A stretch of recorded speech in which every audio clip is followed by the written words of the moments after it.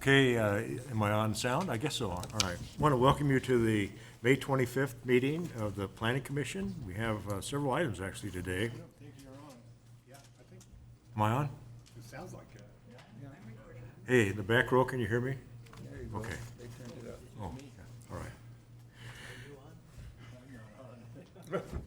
right. Okay, so, well, first item on the agenda, join me in the flag salute, and I will say that we have our Tahoe people muted for a little while, so we'll have to catch up with them later. I pledge allegiance to the flag of the United States of America and to the republic for which it stands, one nation, under God, indivisible, with liberty and justice for all. Okay, next item, roll call. Good morning. How about Mr. Curry? Mr. Haber? Here. Mr. Rokucci? Here. Mr. Nader? Here. Mr. Sevison? Yes. Mr. Moss? Mr. Johnson? Here. Thank you. Okay, thank you. Let me see, you're on, Planning Director. Good morning, Chairman, members of the Commission, E.J. Avaldi with the Planning Services Division.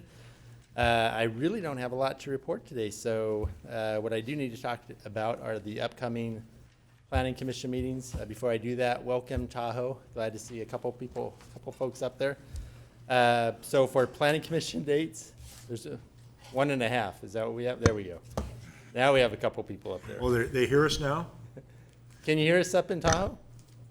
Perfect. Okay, well, I welcome. like it when things work.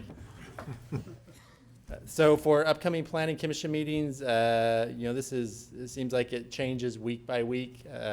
But looking out the next 3 meetings, we'll start with June 8th. We're going to be here in Auburn at the Planning Commission chambers up at Cedra, so back to our usual spot. We're going to be bringing back the Rio Bravo project. That was continued from the May 11th meeting. We're also going to be bringing the Placer Vineyards first development phase, which includes 7 large lot maps. There are a couple appeal items that are going to be heard that day. And then we also hope to bring you the winery, farm, brewery ordinance, which is going to be just a workshop in the afternoon with the commission. So that's June 8th. 2 weeks after that, on June 22nd, we're going to be in Auburn again up at the chambers. We hope to be bringing forward the Placer Vineyard small lot maps that are also part of that first development phase. And there may be a couple other items on there too that we're still trying to sort out.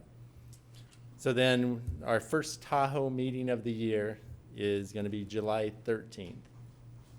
And that is when we're going to have the draft EIR hearing on the Alpine Sierra subdivision. I believe we also have an appeal on that agenda, and we'll see what else we'll have when we get closer to that date. So a little different than what we had talked about last month, but the way things are working out, looks like 2 Auburn meetings coming up, and then we'll be up in Tahoe. Okay.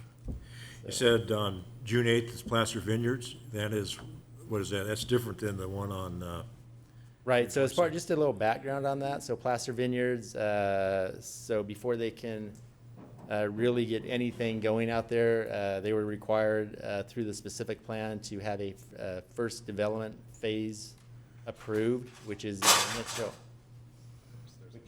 Your name tags are here. I think that was more for my benefit than yours.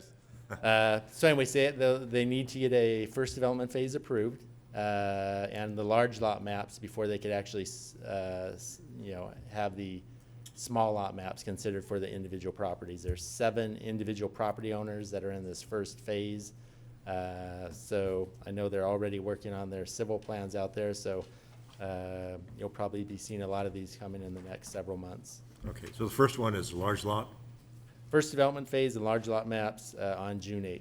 Okay. EJ, on June 8th, you said they were going to have a workshop in the afternoon on the winery Yes. and brewery EIR, I guess, or the. Not the EIR. We're getting close to that point. We have a draft ordinance that I think is going to be ready for you to review and possibly get some comment from the public on also before we go out to the municipal advisory councils and before we get into the EIR process. Is there a specific time for that in the afternoon that you're gonna do that? We haven't come up with that, but if there's scheduling issues, we can talk about, if we, in order to get the entire commission here, we can look at the, possible times for that. We need to work in extensive sampling. I can't comment on that. Maybe we could meet at one of the wineries, huh? They're open on the weekends, I hear, so. So unless you have any other questions, we'll get started. We have a pretty full agenda today.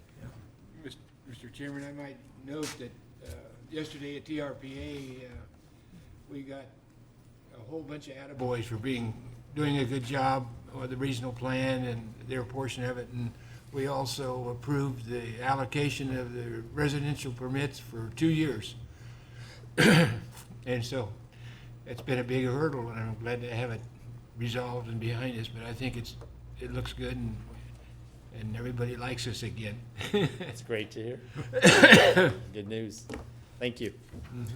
Okay, thank you.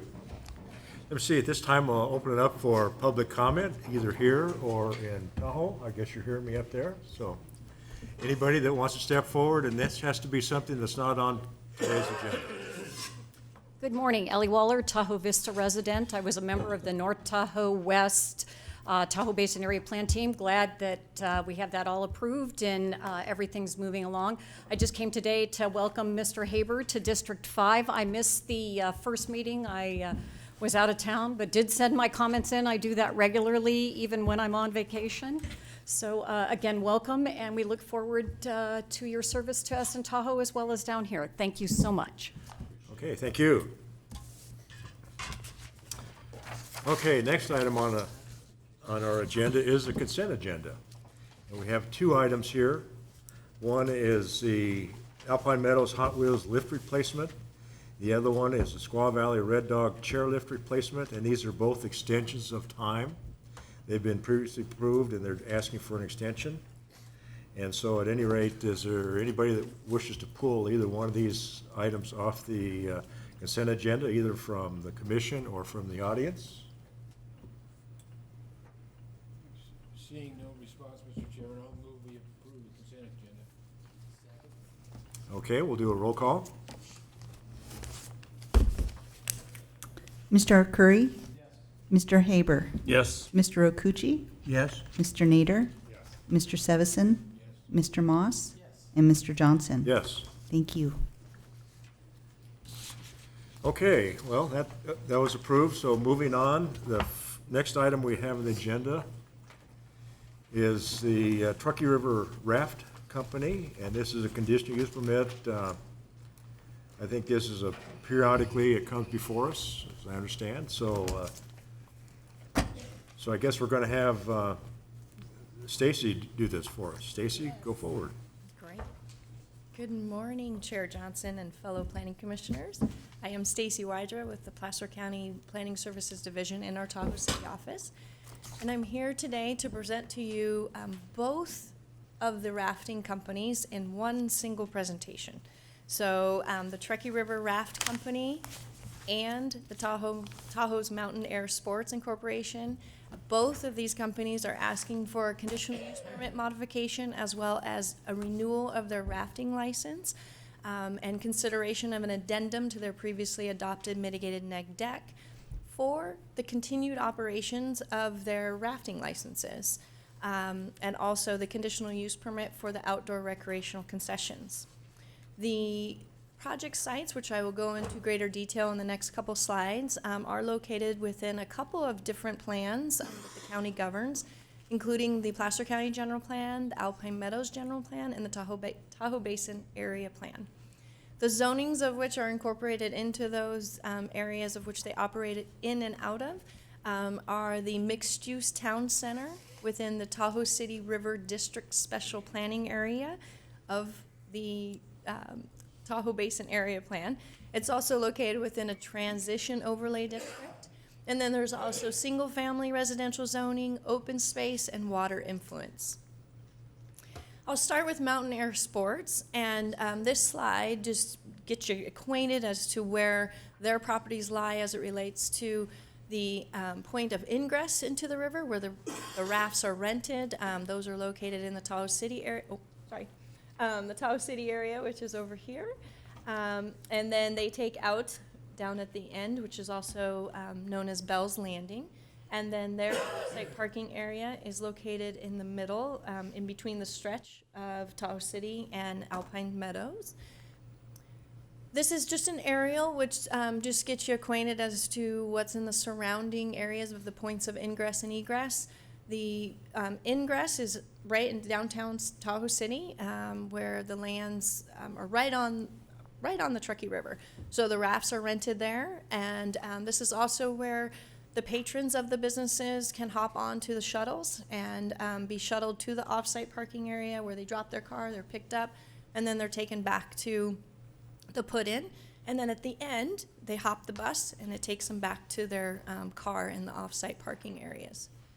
So not to go into the same great detail, but the Truckee River Rafting Company operates just in the same manner. They just own different parcels, and so those are shown here, and then also in the aerial as shown on here.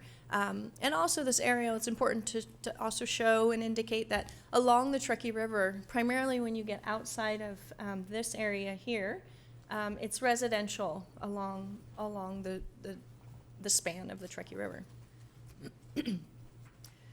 So when considering the renewal of the rafting licenses and the modification to the conditional use permit for the outdoor recreation concessions, there are a number of things that go along with that rafting license and its requirements.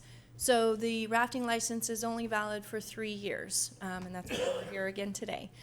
There's only a total of 100 rafts per company that is allowed. So a total of 200 rafts can be on the river at any given time. So for example, if raft 7 is rented out at 9:30 and it doesn't get down to the end of the river until 4 o'clock, then it only runs the river one time. Whereas raft perhaps 92 could go 3 laps through the river. It just depends on the folks that rent that raft, how long they choose to take to go down the river. But again, stressing that at only one time can there be 200 total rafts on the river associated with both companies. And the rafts are tagged, so they each have a number of their raft. Stacy, how many rafts do each company have? Only 100 per company. Oh, so they could have them all on the river at one time? Yes. What you're saying. Okay, I thought maybe just had some kind of in reserve getting them ready or something like that. They got 100 each, okay. Yeah, so they just kind of rotate as they get down to the river. So when they get down to the river, then they shuttle them back up with the hopes that they can put them back on the river within the time frames that they're allowed. The rafting license is very specific in that the rafts cannot be rented out before 9 a.m. and the last raft cannot or has to be rented out by 3:30 p.m. Then also part of the rafting license and the requirements is transportation. So the shuttles that they have and the parking lots that they have where the people have to be able to park and then are shuttled to their cars after they get down to the end of the river. Signage is required all along the river. Signage is twofold. One, signage is to inform them where to go, where they get out, where they meet for the shuttle, but it's also important for the vegetation, the sensitive vegetation along the river, environmental sensitive areas that we need to address. So there's also signage that's put out along the river. The signage was more apparent when we had the drought the last 3 years, and I'll go into that a little bit later. The companies are also required to address trash and litter maintenance. They are required to do a trash pickup at least once a day, if not more. It definitely elevates on the weekends. And bathrooms. They are required to put in porta potties all along the Truckee River. And then also monitor and maintain these. There's also a river monitor that is required, and this river monitor in the past years, or prior to 2013, was actually a county employee in a county position. But since 2013, that has been modified per the Department of Environmental Health, and this river monitor is actually a third-party consultant that is hired by both rafting companies to perform the river monitor duties. And I'll go into those on the next slide. So as part of the environmental review analysis for the next 3 years, due to the drought that we've been experiencing and the previous mitigated neg deck that was prepared addressing the drought-like conditions, there's been no changes to the conditions or operations of the river. And so staff had elected to create an addendum to support the environmental review of the project. So staff is recommending that we consider an addendum for the environmental review and analysis. So with that environmental analysis, there are a number of things that need to be addressed as it relates to the use of the Truckee River, and the more important one is the water quality. And so since 2002, a fair share agreement has been created and adhered to between the rafting companies and the county, which this fair share agreement addresses river cleanup, habitat restoration, rafter education, monitoring responsibilities, et cetera. And so when I spoke about signage, that's where some of this can come into play. Education can be through signage along the river. And over the last 3 years, it was more important because folks could essentially pull off on anywhere along the river due to the drought. And so they were jeopardizing some of our special sensitive plant species and the like. So that was really important for the last 3 years, of which they did maintain and contribute to their fair share of that requirement. There's also a monitoring plan of the Truckee River water quality, which was required per the Lahontan Regional Water Quality Control Board. And also a stormwater management plan, this is an annual report of which the county provides to Lahontan, which addresses the water quality of the Truckee River. And with that, and inclusive of that report, we also need to address the total maximum daily load, so the TMDLs of the Truckee River and its impacts of this commercial operation, together with the private operations as well. So this is just one piece of that responsibility that the county has of addressing and monitoring the Truckee River. And we do that by sampling and monitoring as well. Are you okay there? Sorry. Are you okay, Larry? Are you okay? Are you gonna go to sleep now or what? Wake up over there. I'm sorry. So moving on, as I mentioned, the state, we've been in a state of drought the last 3 years, and the rafting companies have only been able to operate approximately 63 days over those last 3 years, with unfortunately no operations were able to occur during the year of 2015. However, as required per their permit and their rafting license, the River Monitor still had to continue to report. And the same findings occurred from the 2013 report, in that the number of commercial rafters is still lower than the private rafters that raft the river. And the private rafters, I mean, they can hop in anywhere essentially along the river, maybe are just in a little river rat or their own little flotation device. And then the number of commercial rafts have also decreased per day per 2013. So, but moving forward, it will be interesting to see what the numbers in the River Monitor report will be for our conditions that we have now. And uniquely, the conditions that we're experiencing with the amazing winter we had, we now are in the exact opposite situation, where we have too much water. And per Placer County Code Chapter 12, which specifically addresses the Truckee River under Section 12.28.160, that it's unlawful for any person to float the river if the water flow is over 1,205 cubic feet per second. And my conversations with the water master this week is they were at about 1,300 as of, I believe, Tuesday morning. So we're not near the 1,205 yet. So no one should be rafting the Truckee River. However, should those water levels reduce and reduce below the 1,205, the rafting companies can operate, provided that between the 900 CFS, so cubic feet per second, and the 1,205, that they install a safety net right before this S-curve. So I always have a hard time with this. So right here, so basically a net would be installed to catch any rafters before they head down the S-curve, which then leads them onto Truckee. So with that, I have 2 slides for both, one for each company, of which I am asking recommendations for both, so 2 separate actions. And so I'll begin with the Truckee River Raft Company. And the Development Review Committee is requesting that the Planning Commission adopt the addendum to the previously adopted 2014 Mitigated Negative Declaration and the Mitigation Monitoring and Reporting Program as supported by the findings contained in the staff report that you received. And also am recommending to approve the conditional use permit modification for the use of outdoor recreation concessions and the rafting license for the Truckee River Raft Company to continue to operate the commercial rafting company for an additional 3-year term. And this recommendation is also supported by the findings contained in the staff report and subject to the conditions of approval. With the Tahoe Mountain Area Sports, we have, as you see in the slide, it's slightly different because we're asking just that the recommendation of Tahoe Mountain Air Sports accurately and exactly reflects the same recommendation as the Truckee River Raft Company.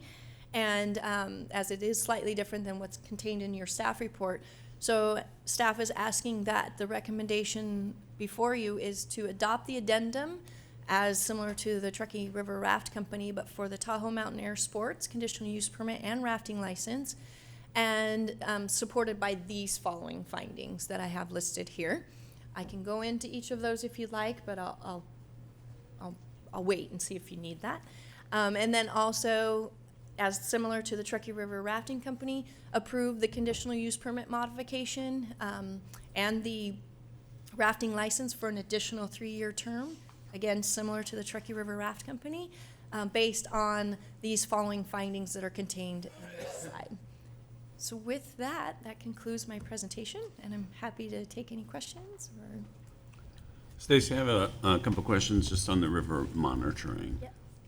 Are there routine reports submitted, and to whom, and how often? Yeah, so the River Monitor is basically regulated by the Department of Environmental Health and Human Services. And those reports are provided or generated at the end of each year. However, they work closely together because the River Monitor is out on site every day.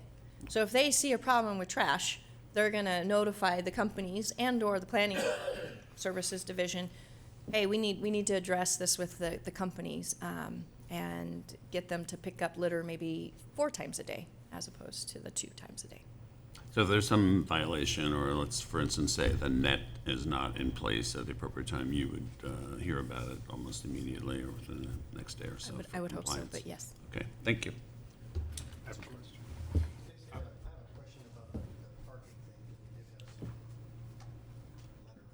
Turn on your mic. There you go. Are they required to have enough parking to accommodate 100 raft rentals?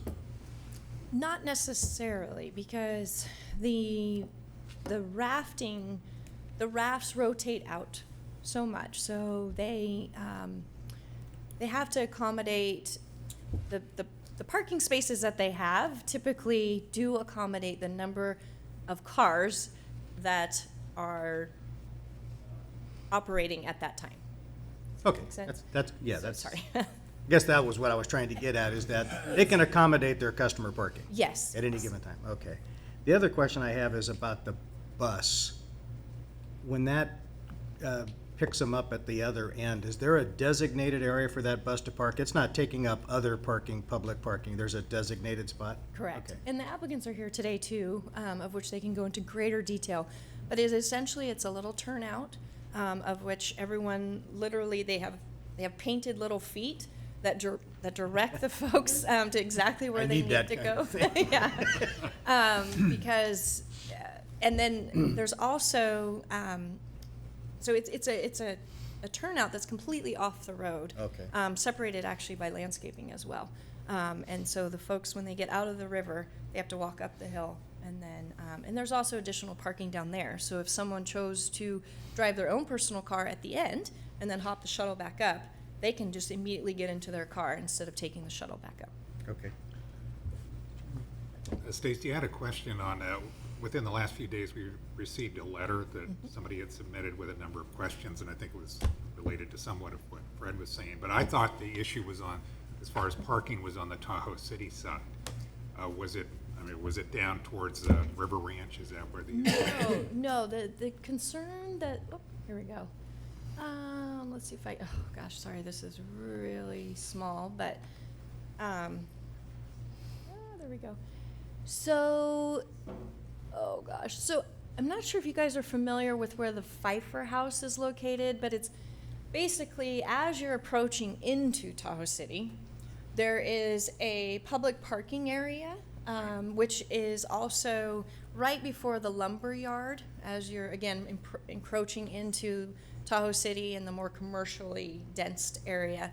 And what this area does is it lends itself to folks being able to hop onto the bike path right there if they choose. Or it's actually a public parking turnout that was created by Caltrans when the River Trail went in and the improvements to 89. Well, this person indicated that the buses were taking up some of the other parking spaces and that they had their own area that they should be keeping the buses in. Is that an issue? It has not been raised this was the first time I've heard of this even being an issue. However, the applicants are here today to address why perhaps their buses are parked there. I would say, I think from my own experience and knowledge, is that if a bus is parked there, it's temporary. It's not, the buses are running. They don't need to be, they shouldn't be parked, I guess is maybe how one way to look at it, because the rotation of the rafts, they're probably constantly picking up people at the end or dropping them off or getting them to their car. So, like I said, I haven't been made aware of this as an issue until I received the letter as well. They also mentioned about concern about, I guess, damage or that's going on down by River Ranch where people are getting out. And I assume your river monitor watches that, so if there was an issue, they would bring it to your attention. Absolutely. Is that correct? And also through these measures, we also identify any potential impacts to the river. And So as far as that letter, do you believe that those are being addressed or will be addressed, those issues? absolutely. And the river monitor too, if, we can give them a call and say, or, modify their review, and also to keep an eye on that public parking area. And if buses are parked there for longer amounts of time, then they can bring that to our attention. Okay, thank you. Jeff? That public parking area is separate and aside from their parking area? Correct. Okay. Oh, yeah. That's where I was confused. Okay. Sorry. Okay, Jeffrey? Stacy, with regard to the river monitor, did I hear you correctly state that, like, in the year that there was no rafting, they were still having to deal with the river monitor? No. No? I'm sorry. If they did not operate, then no, and they didn't have to put in the porta potties, they didn't, so no, it's only when they operate. Okay. The conditions apply. Thank you. Okay, maybe one more question. This one, what it sounds like a normal trip down the river would be 3 hours or so? Averagely, I would say the normal hours? person, yeah. But you did mention raft number 7 that takes all day. They could. What are they doing all day? Getting kind of personal. Yeah. I mean, You don't want to know. swimming, picnicking, it was just an example that the raft numbers don't necessarily go in order, that, 97 could see, like on the river monitor report, you may see 97 tagged, 5 times in a day, whereas raft 7 may only had 3 times that it went down the river, or 1. I guess what maybe I'm kind of wondering, is there some interim spot there where people stop and have lunch, or that's actually planned and designed and everything? Yeah, there are. It's just areas where people just tend to congregate and maybe extend their stay longer than others. I can speak to that just a little bit, not that I go on any of the rafting trips, but You're not number 7, are you? I'm not. I do drive down there a lot. And there are certain areas that are more shallow than others. People get off the raft and swim. They do have lunch. There's a fair amount of alcohol consumed, I believe. And some people just, they go out with their families. They might rent 2, 3, 4 rafts at a time, and they make a day of it. Okay, and so basically you're thinking if they're just stopping someplace and, one of the issues is, vegetation along the river and damages there, and so this is all handled is all I'm asking about. Absolutely. Huh? Yes. How? Through these monitoring reports, signage, habitat restoration, fencing was installed the last 3 years. We work closely with the Truckee River Watershed Council to also address these areas. So, uniquely, the last 3 years were probably, or I should say the 2, because they only operated 2, were the hardest because the river was so low. And so there was more areas that folks could access, which could be more damaging. However, now we're embarking upon where those areas now are fully engulfed in water, and some of the fencing is also underwater. So we'll see, I think those areas that we had concern the last 2 years that they operated will be lessened because of the river water level. Okay, So it's all dictated by the water level. okay, thank you. You're welcome. I have one more question, and this maybe the vendor can speak to it, but with respect to the current condition of the river and going forward, there are additional safety measures put in place when the river is running faster? Because it seems to me the sane person would go in it now who's not experienced, but when the vendors open up for business and if the river is running more faster than it normally does, I'd be curious to know regarding any additional safety measures that might be employed. It's my understanding that when the rafting companies rent the raft to one person or 6 persons, they give a whole educational safety talk, and they can dive into greater detail. We also have, the county has also put out a number of signs that are along the Truckee River Trail as well as the roadway, really trying to get the word out that, the river is high, it's running fast and swift. Be aware, and it could be very dangerous. So I think together with the rafting companies' education and their safety measures, there's also the requirement for life vests, of course. And so I do believe that it is very much taken serious, and also conveyed to the patrons. Okay, well, thank you. Okay. Let me see now, I'd like to give an opportunity for the representatives of the rafting companies, if you'd like to come forward and say something, you're sure welcome. I think the Let me board see. should have been required to take a rafting trip on this before we approve it. Let me see, you can come up together, or if you want to do it Truckee River and then the other, Mountain Air Sports, that's fine. Aaron Rudnick, Truckee River Raft Company, and I will speak for both of us, and please let me know if I overspeak or leave anything out. In regards to the safety, the law is 1,200 cubic feet. Our rule is 500. We actually wouldn't come anywhere near those high flows. The issues with bridges, things, we don't do the net. That's not, if it's to that point that it will require a net, it's in our mind that it's usually to the point that it's not even, you wouldn't open yourself up to these safety risks, the liability things. We haven't incorporated the net. We go till about 500. So there's almost twice as much water in the river currently, and that's why even this year we're probably looking at about 3 weeks, because it will be closer to August before it actually gets to that 250 to 300 that we can actually use. So we're not sending people Barnum and Bailey style around that edge and hoping that the net catches them. As well as one of the slides said that the private rafts were half of the number of commercial. It's actually the opposite. Both companies combined aren't even half of the boats on the water. So a lot of the general wear and tear, a lot of those things aren't necessarily just going with commercial. It's actually twice as much of the public as there are commercial rafts there. Anything else? Well, the limit is 900 cubic feet for us, but we stop at 500. Okay. At that point, we're not comfortable putting people in the river, even though we're allowed to 900. And like Aaron said,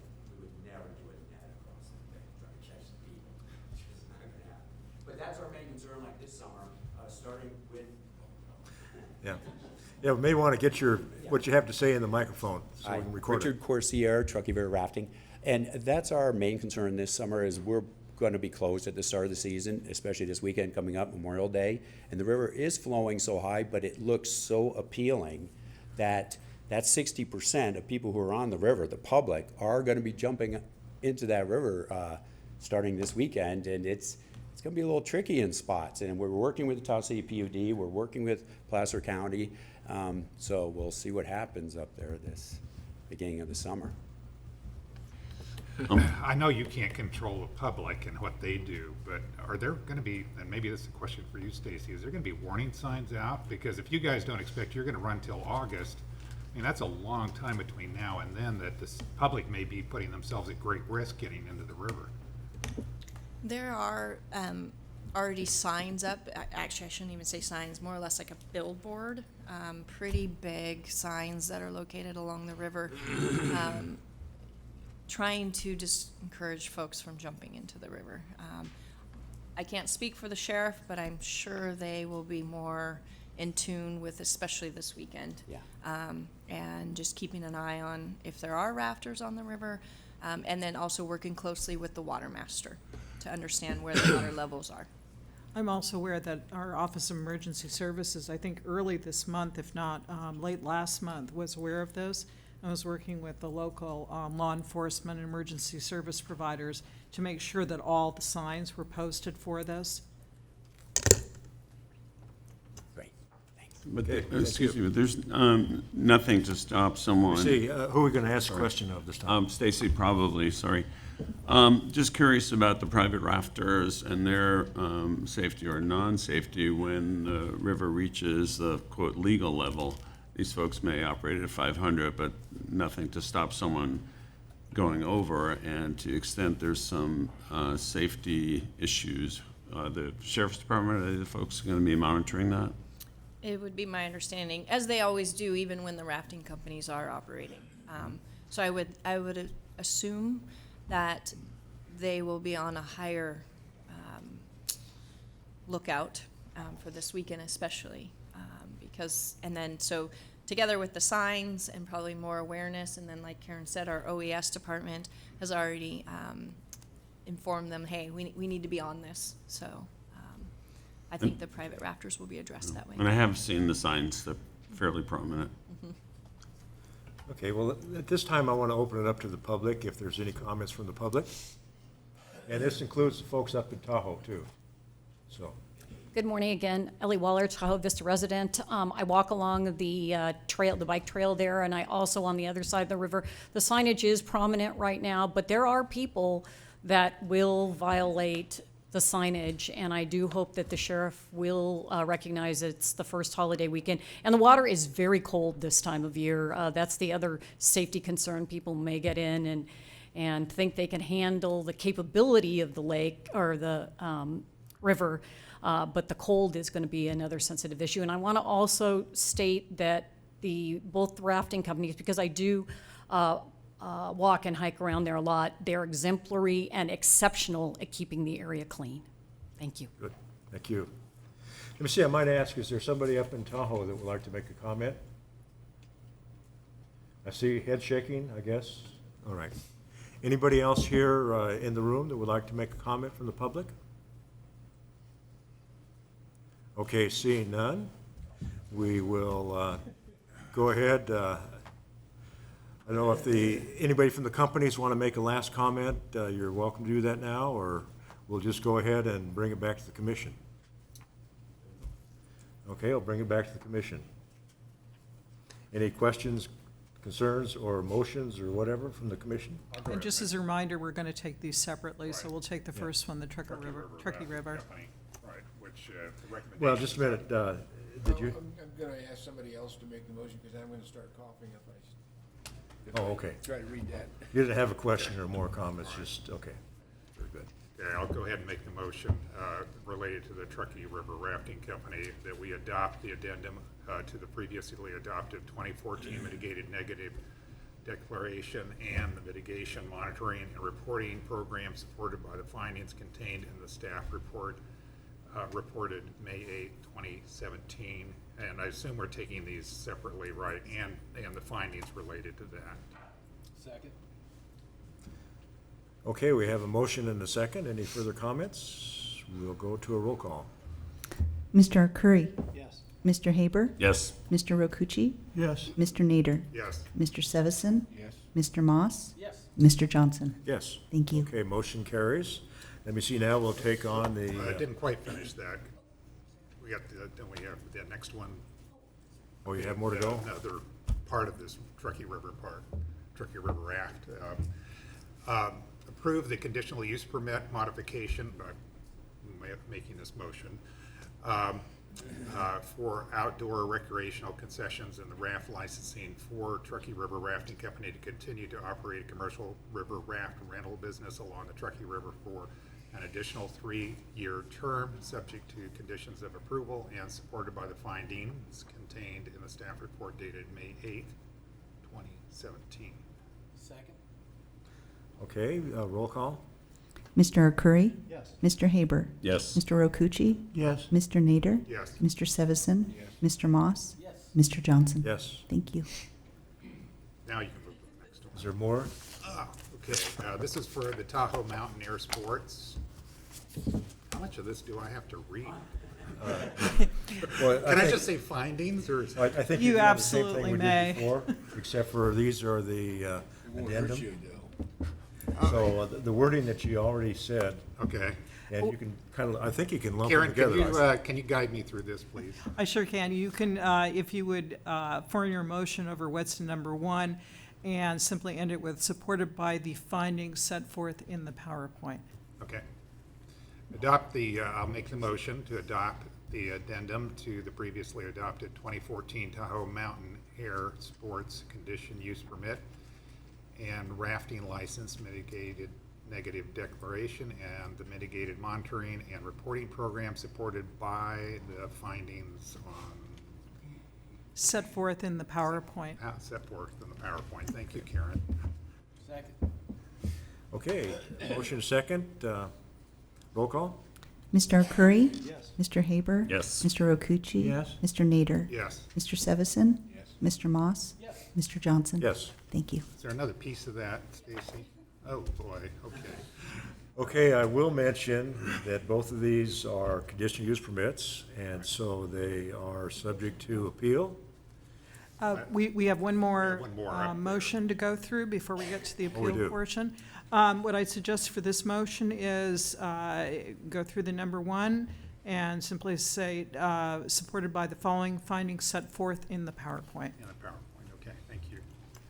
Okay, I'd like to make a motion to approve the conditional use permit modification for outdoor recreational concessions and the rafting license for the Tahoe Mountain Air Sports to continue to operate a commercial river raft and rental business along the Truckee River for an additional 3 years, subject to the conditions of approval contained in the staff report and supported by the following findings. In the staff report. In the staff report. Set forth in the PowerPoint. As set forth by the PowerPoint. Thank you, Karen. Okay, we made it. All of that. You second all of that? Okay, roll call. Mr. Arcuri? Yes. Mr. Haber? Yes. Mr. Rokucci? Yes. Mr. Nader? Yes. Mr. Sevison? Mr. Moss? Mr. Johnson? Yes. Thank you. And now's the time for the appeal announcement. Oh, okay, I get to do that now. Okay, well, these two conditional use permits are subject to appeal, and I believe that's around 506. I should have that information. I want to say 355 or what's listed in our. 564. 564. Thank you, Sue. Yeah, 564, and it has to be filed within 10 days out at the Community Development Resource Agency building. Okay, thank you. Okay, now moving on here. And the next item on the agenda is the Tahoe Cedars subdivision. And it's Heather Beckman, right? Yes, thank you. Okay. So the Tahoe Cedars project is seeking 2 approvals today. First is for a vesting tentative subdivision map, which will create 6 single-family dwelling lots and 1 common area lot. And then the second approval is for a conditional use permit That's for the Planned Residential Development, or the PD. And the PD in part sets the design and development standards for the project. There we go. So the project is located at 6980 Westlake Boulevard. It's a 1.38 acre property located between State Route 89, or Westlake Boulevard, and Lake Tahoe. It's just about 50 feet north of the El Dorado County line. And it is located within the Tahoe Residential Subdistrict, so it's zoned for single-family dwellings and multifamily dwellings. It's bordered to the north and the south by single-family dwellings. And then across Westlake Boulevard is the Tahoma Commercial core area. It's zoned mixed-use Tahoma Village Center, and there you find restaurants, the post office, bed and breakfast, motels. So in regard to the existing conditions, the property is developed and it's known as the Tahoe Cedars Lodge. It was a summer resort that was developed from about 1938 to 1960. It has not operated since 1989. The motel hotel use is not currently allowed, it's not an allowed use by current or previous zoning, so it is considered to be a non-conforming use for the property. On the property today, we have 14 one-story buildings, 9 of which encroach into the side and front setbacks on the property. So for the proposed project, as I mentioned, through the PD ordinance, they are seeking to create 6 individual single-family dwelling lots, and those are shown in the colored polygons on the slide. And within each of those polygons, you can actually see the residential building footprint as well. And then it's important to point out that off-site, outlined in blue here, is an off-site access easement to the Tahoe Cedars project. They are not proposing to utilize that access easement for the project, but uniquely that easement does create front setbacks along those shared property lines. And then the project also proposes a 6-foot-tall solid wooden fence that would be on the northern and western borders of the property, as well as along the frontage along State Route 89. And through this project proposal, they are seeking encroachments into the front setbacks. So that would be along the access easement, as well as along State Route 89. So speaking to the planned residential development, this is an ordinance that we have that allows for some flexibility as it relates to the development of residential subdivisions.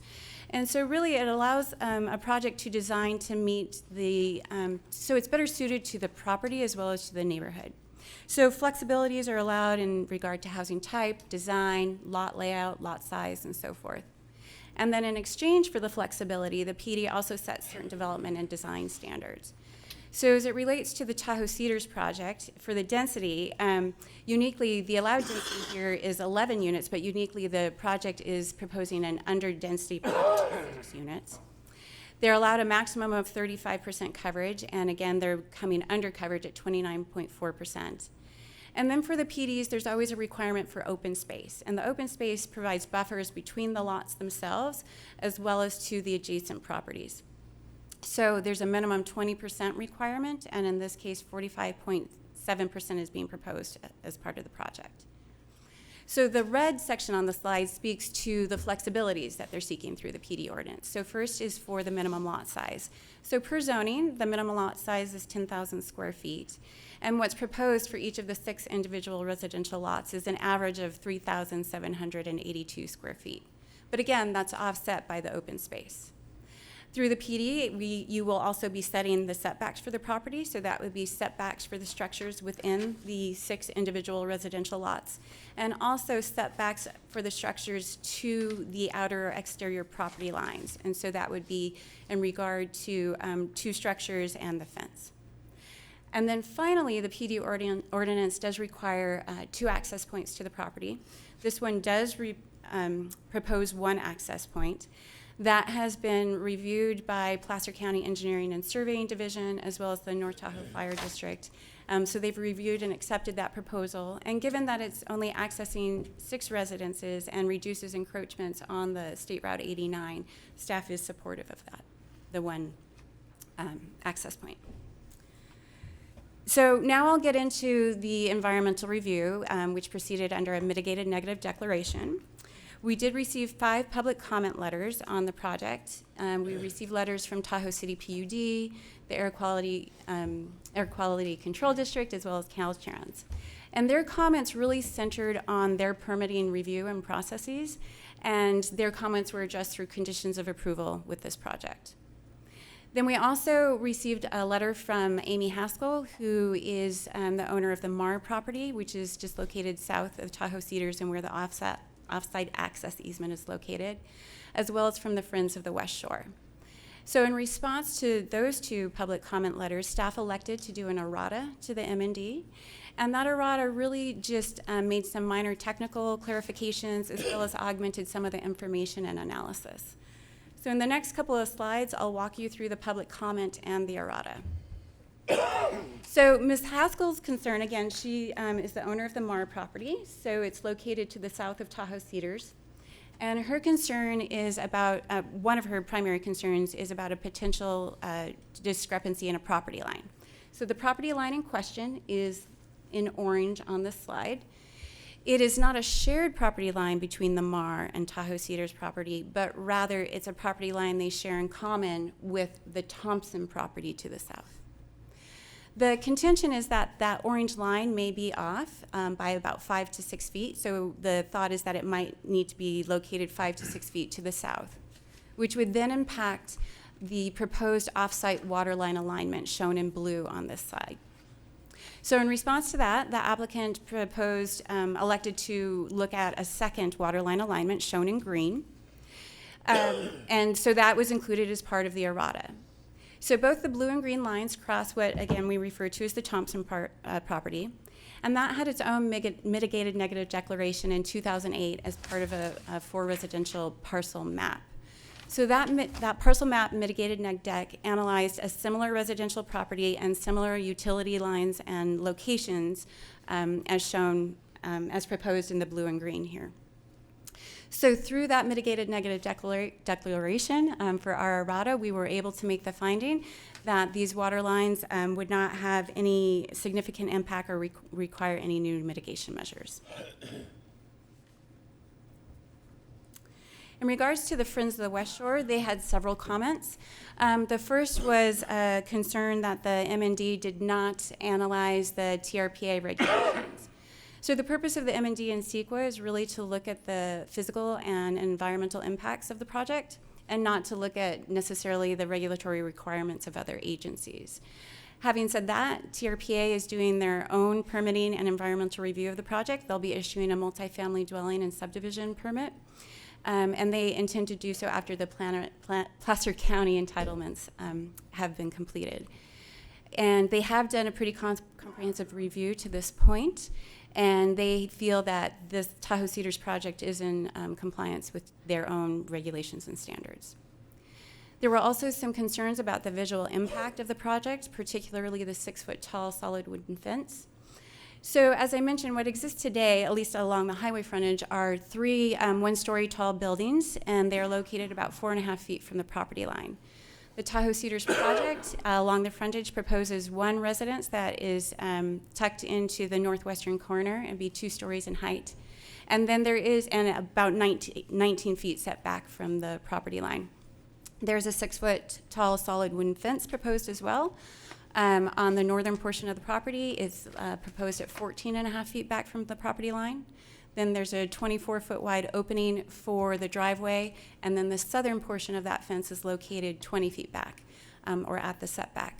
So it's staff's contention that the existing conditions give a blocked or very narrow glimpses of the Lake Tahoe viewshed, whereas the proposed project with the reduced massing at the property line gives a more broader and open and contiguous view towards Lake Tahoe. There were, the Friends of the West Shore also pointed out that staff used an incorrect baseline when analyzing noise and traffic. Staff used a baseline for that analysis considering the summer resort motel use. But the resort hasn't operated since 1989. And so as such, through the errata, we did reanalyze noise and traffic as though it were a vacant property and no existing noise or traffic generation. And so with that, the noise analysis, there was no change to the environmental analysis. We did revise one mitigation measure as it relates to construction noise standards. The mitigated neg deck incorrectly had the Placer County noise standards, whereas the Tahoe Basin area plan standards should have been in place. The Tahoe Basin standards are more stringent.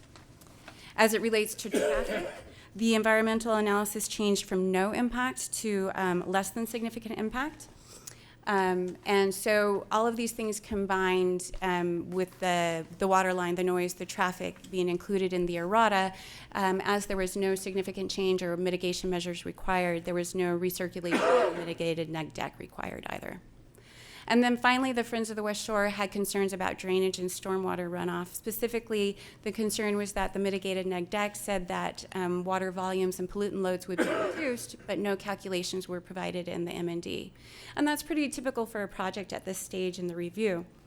We did have a preliminary drainage report as part to review as part of our M&D analysis, and there are always standard conditions of approval for this type of project that require final drainage reports as well as improvement plans, and that will ensure that the project designs to the volume and pollutant loads required. So a recap on the mitigated neg deck and the errata. So we had 3 changes resultant of public comments. So that was related to the water line alignment, noise, and traffic. And then through the reprove process, through TRP's review, they did ask or require that the applicant reduce their lot size to better mirror the building footprints. And so through the errata, we had a slight revision to the project description, reducing lot size, and it also resulted in an increase in open space for the project. And then finally, in the hydrology and geology sections, 2 mitigation measures were inadvertently included that are not applicable to this project, so they were deleted. And again, it resulted in no changes that would require recirculation of the mitigated neg deck. So with that, the mitigated neg deck and the errata inclusive, staff has found that there's no significant environmental impact for the resultant of the project with mitigation measures related to cultural resources, geology and soils, hydrology and water quality, and noise. I'm happy to go into greater detail on these mitigation measures, but they're pretty typical for what you would see for this type of a project. The project we did take before the North Tahoe Regional Advisory Council, and we took it as an action item. They did have a unanimous recommendation of approval. They did have comments and discussion related to the volumetric size and massing of the residence, the on-site circulation, and the snow shed. We also took the project before the Tahoe Basin Design Review Committee as an information item, and there was, again, unanimous support for the project there, especially in regard to the design, the layout, the architecture, the landscaping. And there was also a unanimous sentiment that they felt that the project was appropriate for the site. So with that, the Development Review Committee does recommend that you approve the project. It would be for adopting the mitigated negative declaration, the errata, and the mitigation and monitoring report, and then to approve a vesting tentative subdivision map as well as the conditional use permit. And that would be subject or supported by the findings contained in the staff report and subject to the conditions of approval. So with that, I'm happy to answer any questions. Okay, questions? Heather, I'm kind of curious why they didn't resolve the lot line issue with just doing a survey. I mean, is the lot line issue still going to just sort of, or is there, and it just hasn't really been dealt with? So this gets a little technical. I'll take a stab, and then you can help me if I need a little clarification. So the site plan and survey associated with the Tahoe Cedars Lodge is based on a record of survey. There was on the parcel map associated with the Thompson parcel. And it came to light through a record of survey conducted on a parcel off our screen and to the north, that as they tied it up, they came back here and thought, there could be a discrepancy. But For the purposes of our development review and for a vesting tentative subdivision map, what they have provided to us is sufficient at this point in time. They couldn't go back out and survey as the project was moving through the review process because at that time there was about 12 feet of snow out there. So that made a sort of practical confounding factor for that. So that is why they elected to choose the alternate line instead. If there is a property line issue, that would be resolved at a private civil matter if the neighbor or Tahoe Cedars wanted to pursue that. The only reason I ask that is if there are issues that is that the only place that there's an issue with the property line? It doesn't move things up or down as it relates to, the other lines around this project? To our knowledge, yes, and the county surveyor has looked at all of the parcel maps, records of survey, and the information in the area, and to the best of our knowledge, this is. Because they're obviously asking for exceptions on setbacks, and if there's any challenge to those lines in the future, that could be an issue. I was just wondering why they wouldn't get that resolved before they move forward on this. If you're talking about the other lines, what happens is once they record the final map, they do a fine tuning on the survey, and they have a certified survey that's recorded with it. For purposes of processing the parcel map, engineering surveying will look at what's been provided, and if they're satisfied that it substantially provides what we need in order to look at the project itself, it's good to go. The easement issue is basically a private civil matter if in fact there is an overlap or a problem in using that. However, because this was for the water line to serve the project, that's why the applicant was willing to go one step further to find an alternate, so that we didn't leave a project and say, go fight it out, figure out your water line, and to ensure that we had looked at it from the CEQA perspective as to a viable alternative. So that will be sorted out as they come forward with their improvement plans and record their final map. But the alternate provided the assurance to the county that should that get hung up in court, for example, that they have an alternate way to extend public water to the parcel. And for purposes of the request before the Planning Commission, that satisfied us. I just want to make sure that there wasn't other lines that could No, be not to our impacted by knowledge. this. Right. Because obviously a 5-foot swing in could make a big difference in the exceptions that we're looking at. Right. For the setbacks. And I'm guessing there's probably the engineer from the project too can speak further to it, but in terms of the process that the county goes through, at this point, it was the information and what was provided in terms of the meets and bounds was satisfactory. Okay. Thank you, Karen. Okay, any further questions at this time? Go ahead. I do. Just clarification. So, reading through some of the materials, this water line issue is related to the sewer, is that correct? Sewer service? No, water line only. Just water line, okay, I was a little confusing on that. PUD mitigation, neg deck. Okay, thank you. Okay, is that it for now? All right, so thank you, and we'll invite the applicant to come forward. Good morning, Commissioners. Wyatt Ogilvy, Ogilvy Consulting from Tahoe City, and I'm here with our project team, which includes the owner's representative and general contractor Todd Schulze, our project architect Joel Sherman, and also Mr. Gatto, our attorney that's worked with us through the project.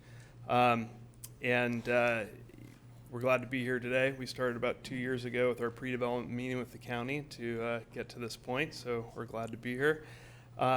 And during that same time we were at the pre-development meeting, we also contracted a full professional topographic and boundary survey before we started design with Andrake Geomatics, who's out of Auburn here and does a lot of work in the Tahoe area.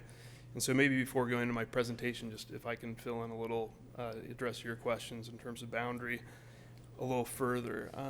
Is this the pointer here? No? Is that it? So my point being first that we invested significantly in survey work prior to starting design on the project.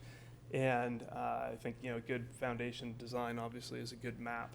We've, the question of discrepancy along this orange line came up relatively recently, in the last several months, and both the original surveyor, Dennis Meyer with Andrag, and our surveyor, who's Dean Johnson of Johnson Land Surveys, and working with the civil engineer, Adrian Teaslow, on the tentative parcel map, have reviewed both the original boundary set. They've reviewed the Thompson subdivision, which pulls down here and was recorded and approved previously by the county several years ago, 2008.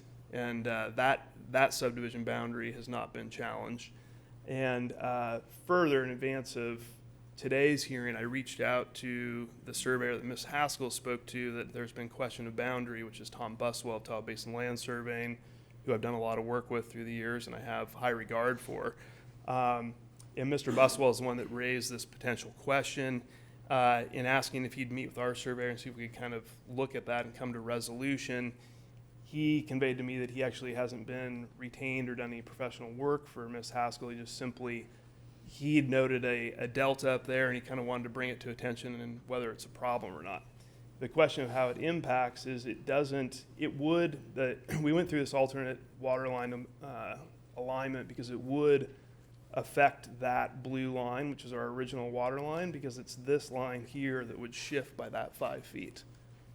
The other project boundary lines would not shift, except potentially this line, which is, you can see the area of discrepancy. If this line were to shift, this line is, in our surveys, the more conservative line, meaning if that boundary were challenged to be correct, we would actually pick up 5 additional feet, increasing the setback.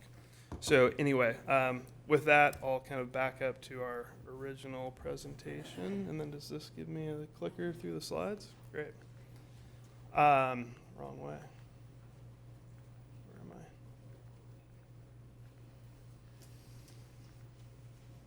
No?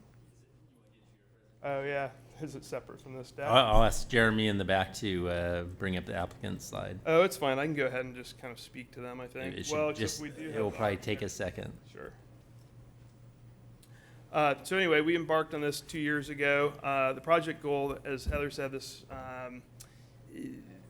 the old resort hasn't operated in nearly 30 years. It's kind of it's a blighted decommissioned site. There's no water quality improvements. There's numerous setback encroachments on several property lines. And so the goal from the outset was really to deliver a project that's compatible with and enhances the neighborhood from this blighted site. Because of the previous resort, TRPA verified 23 tourist accommodation units and 2 existing residential units to the property. So we reduced that down to 6 contemporary single-family dwellings. The density is less than what would be allowed for the property as a whole, and the application of the Plan Development Ordinance allows us to site buildings more uniquely than if we just kind of had a standard subdivision, to allow them to be designed to both more nestle into the site given the topography and open up views, as Ms. Beckman said, from the highway. It's a little unusual in that because of the TRPA scenic review requirements and TRPA's process, the architecture for this project is much more highly evolved than it would be for a typical Placer County project outside the basin. TRPA has a very high threshold for a project that's going to be constructed visible within 300 feet of the lake.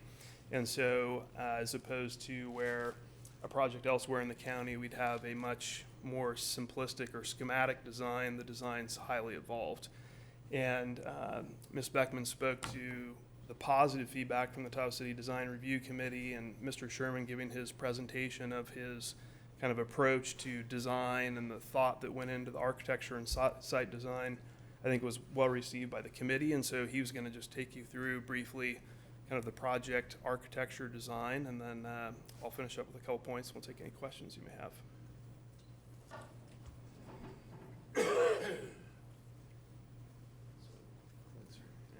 Perfect. Okay. Thanks. Sure. You need that. Good morning, Commission. My name's Joel Sherman with JLS Design in Truckee. I've worked there for the past 25 years and run our firm there. I'll try and keep this brief and cut me off if I get a little wordy on it. I'm going to take us to the next slide. And I'm just going to take you through 3 brief slides, speak a little about the planning, kind of overall approach to the project, the specific site design, and then a little into the architecture, and I don't want to bore you with all those details, look at it from a more global position.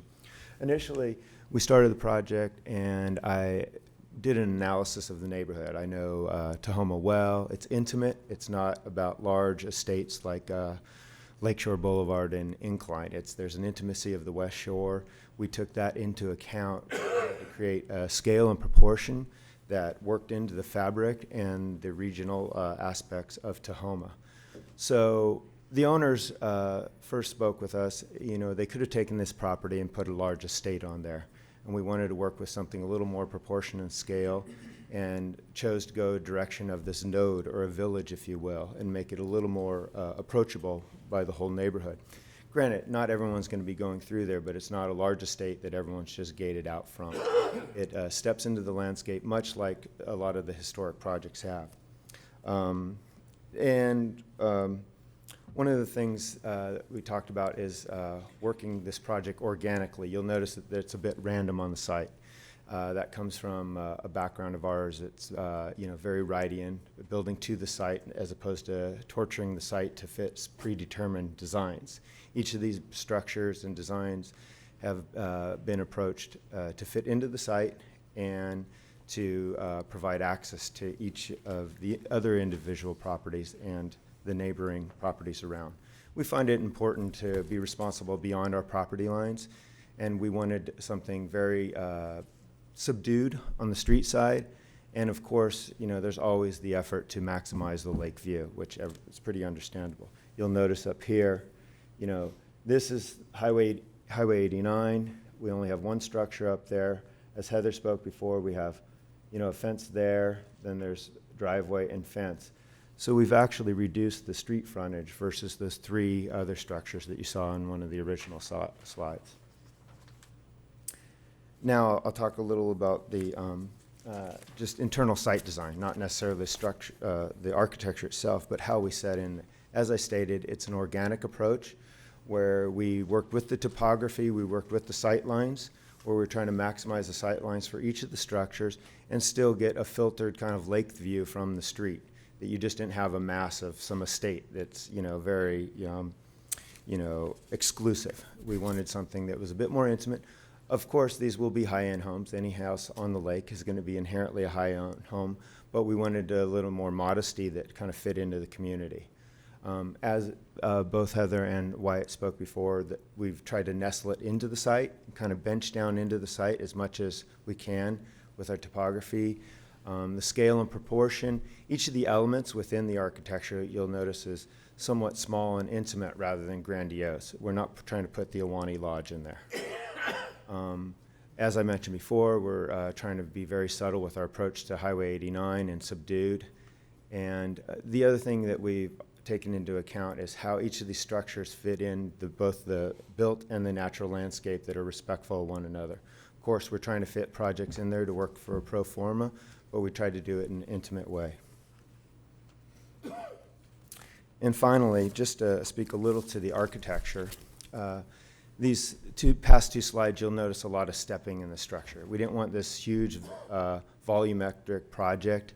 They each step down. Sorry, I just turned it off. Here, for instance, on one of the lakefront projects, we come in just one-story garage. You drop into an entry, drop down half a flight. This is actually a dining room, if I back up a slide. This area here is just singular, and then there's a deck upon it. So we go from like a one-story, then to a two-story, and then to a story and a half. So we've stepped down with the topography as much as possible, and still, get in the volume that we need. Oops, my apologies. As far as materials, we've worked with regional materials. We wanted to go timeless. We didn't want to be kind of flavor of the month. We looked at materials, the cedar. We actually have a stained cedar. We have core tin metal siding. We want it to be timeless. And as I've mentioned up there in the slide, both the project sawtooths in 3 dimensions, stepping down the hill, and also in plan volumetrically. If we back up a little to the slide, you'll see how each of these are kind of serrated back. And the idea is that you get these view corridors through here instead of, this big, massive, singular projects. So with that, I won't bore you any more, and I'll be open to questions when appropriate. Thanks, Joel. Well, the primary premise why we're here before the Planning Commission today is because our application for this development of applying the Plan Development Ordinance, which requires Planning Commission review. And there's really 4 primary things that we view that are related to the Plan Development Ordinance that enable us flexibility of design. One is the reduced front setback. The front setback, as Ms. Beckman stated, there's encroachments in the front setback today that's both off Highway 89 and off the access easement that we've elected not to utilize. And so although we have minor encroachment at the highway of just over a foot as opposed to nearly a 0 setback today, and we have an encroachment of 6.5 feet, I guess, off the access easement that we're not utilizing. Those are both improvements over existing conditions. The minimum lot size, the recently adopted Tahoe Basin Area Plan that Commissioner Sevenson referenced earlier regarding yesterday's TRPA Governing Board meeting, that actually, that increased the minimum lot size for the since 1987, it was 5,000 square feet in this area. It increased it to 10,000 square feet under that document adopted in January. We still meet, if you take the aggregate in whole of a 60,000 square foot parcel, even though we're applying for smaller lots, the average across the whole site still meets that requirement. The single driveway access, because we're on Highway 89, Caltrans likes to see less, not more, encroachments onto the state highway. We're not far from a street, and also by not providing the loop design, we don't need to utilize the access, the ingress egress easement that encumbers the neighbor's property. So we're not encumbering her with having to exercise use of that easement. And as Ms. Beckman stated, we went early in design to both engineering and surveying for a reduction. The typical county requirement would be a 24-foot aisle width. We felt that was kind of too large of a roadway for this intimate West Shore site. Engineering and surveying supported a reduction to a 20-foot roadway, as did the fire department with a hammerhead design that allows them confidence in one point of egress and egress. And then lastly, there is an exception to the 30-foot side setback requirement, and there's a typo, that should be 1 acre, not 0.1 acre in size. For properties that are over 1 acre in size in the basin, we have to provide both under TRPA and the county a 30-foot setback if it was just an estate parcel. There's actually 4 underlying properties or parcels today under the project area. And so, but since we're consolidating those 4 parcels for the purpose of the map, then we have to have the exception to being over 1 acre in size. So those are the primary items that we're asking through the plan development. We view that there's a significant improvement in the aesthetic and views from the scenic travelway along Highway 89. The coverage determination or coverage reference under Placer County Code and TRPA code is different. TRPA takes a more stringent view, but if you look at TRPA coverage, we have a 32% reduction in impervious coverage across the site. We provide nearly double the open space required through the county plan development ordinance. The water main extension allows for installation of a hydrant in the development, an area that's kind of underserved for the fire district. And project provides for redevelopment rehabilitation of a long blighted site. So we welcome your kind of questions or discussion, and thank you for your time.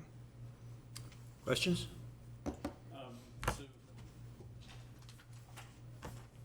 Tahoe City PUD will be the utility servicing this district? Yeah, I was focused on the survey, Commissioner Haber, when I started, but I think your question was related to the county, the PUD's comments to the county environmental document. Yeah. And it's a little unique in that today there's the Tahoe Cedars Water Company provides water service, and the PUD provides sanitary sewer. Right. And the sanitary sewer's out at the highway. We're bringing a main extension from Tahoe Cedars Water Company's main, which is across Pine Street. Those are the two water line alignments I went through. However, the PUD commented on the water service connection because they are in negotiations to acquire. We have a number of these small mom and pop water districts that are kind of in holdings within the public utility district's Right. broader service region. And Tahoe City PUD is in negotiations to acquire Tahoe Cedars Water Company. And so in the event that they do, they wanted to comment and stipulate that, you know, our water main extension would meet their needs should they, you know, their kind of design engineering and requirements should they ultimately acquire that, which I understand won't be known until perhaps January next year. Yeah, that's my understanding all along the West Shore where I happen to live. That's the general pattern that the PUD's acquiring many of these smaller water companies, typically family-owned, and the next generation doesn't have an interest. And the fire, is that going to be Meeks Bay? Which fire? Well, let's see. So where's that jurisdictional line between Meeks Bay and North Tahoe Fire bifurcate? I think it's, I think it might be right at the county line there at Pine Street, which is a block to the south. Yeah. But by point of fact, for the last, I don't know, maybe going on 18 months, 2 years now, North Tahoe Fire Protection District has provided kind of the administrative and management support services for Meeks Bay Fire, even though it's an independent entity. Yeah, I think it's right at the end of the North Bay line, if you will. Okay, thank you. Yep. More questions? Mr. I may have a question, because if you go back to the map, Mm-hmm. EJ, we might have to go back to Heather's slides, I guess, for that. Or, well, does this work for you? yeah, that's pretty close. You know, on the Okay. maps, now what we're seeing there in the darkened areas are the property lines? In this example, these are actually the roof structure, and the roof structure, what's highlighted is the roof, but the roof's a little deceiving in that because, as Joel described, these buildings are kind of sawtoothing, and, you know, there's components where the building sets, you know, where you've got a really large eave with a covered porch, and the building's kind of coming in and out of horizontal profile from the ground. So those are, whoops, I went the wrong, where did I go? Wrong way. So that's actually the roof outline shadowed. And Okay, then- so, yeah, I just wanted to get, you know, I think I understand, but I wanted to be clear that Sure.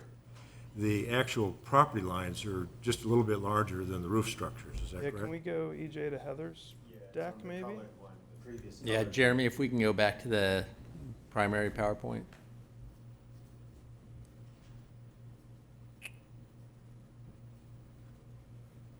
Thank you. So I think it's important to highlight that although we are asking for the setback reductions that are highlighted here, we really took the approach of looking at it, not necessarily the planned development or the setbacks to these lots around the buildings, which are the colored blocks, but we looked at it as though if we were developing to our neighbors. So the county would require a 7.5 foot, well, a 5 foot minimum, or you know, a combination of 15 at the sides. So we provided 7.5 feet on both sides to the neighbors, as well as 20 feet from the highway, where again we're encroaching just over a foot, but it's a reduction from the encroachment today. So these colors here represent the lot lines surrounding the building. And as I said before, because the architecture is highly evolved compared to perhaps where it would be regularly, we can hold that fairly tight, and it's also done in that regard because of TRPA's subdivision limitations, where we can't do standard lot block subdivision. Okay, so those would be individual lots that people buy. Correct. And then everything in between is part of the homeowner association ownership? Yeah, that'll be common area dictated by CC&Rs for the association of Okay. the 6 owners. Okay, I just wanted to get clarification. I think Sure. it's provided. Thank you. Sure. Any more questions? Not seeing any from the commission, we'll open it up to the public, and this includes the public in Tahoe. If, I see somebody from Tahoe starting to stand up. If you'd like to come to the microphone first, you're welcome. Hi, my name is Amy Haskell. I am the neighbor. Let's see, I guess the common ground that they talk about is the driveway. I understand at the beginning of this process, I was told that both Placer County and TRPA were trying to not allow such big houses to be grown in the Tahoe Basin anymore, that they're trying to downsize these houses. But I don't see that they started on this project. And yes, there was 13 units there before, but they were quite smaller, a lot smaller than what these 6 large units are going to be.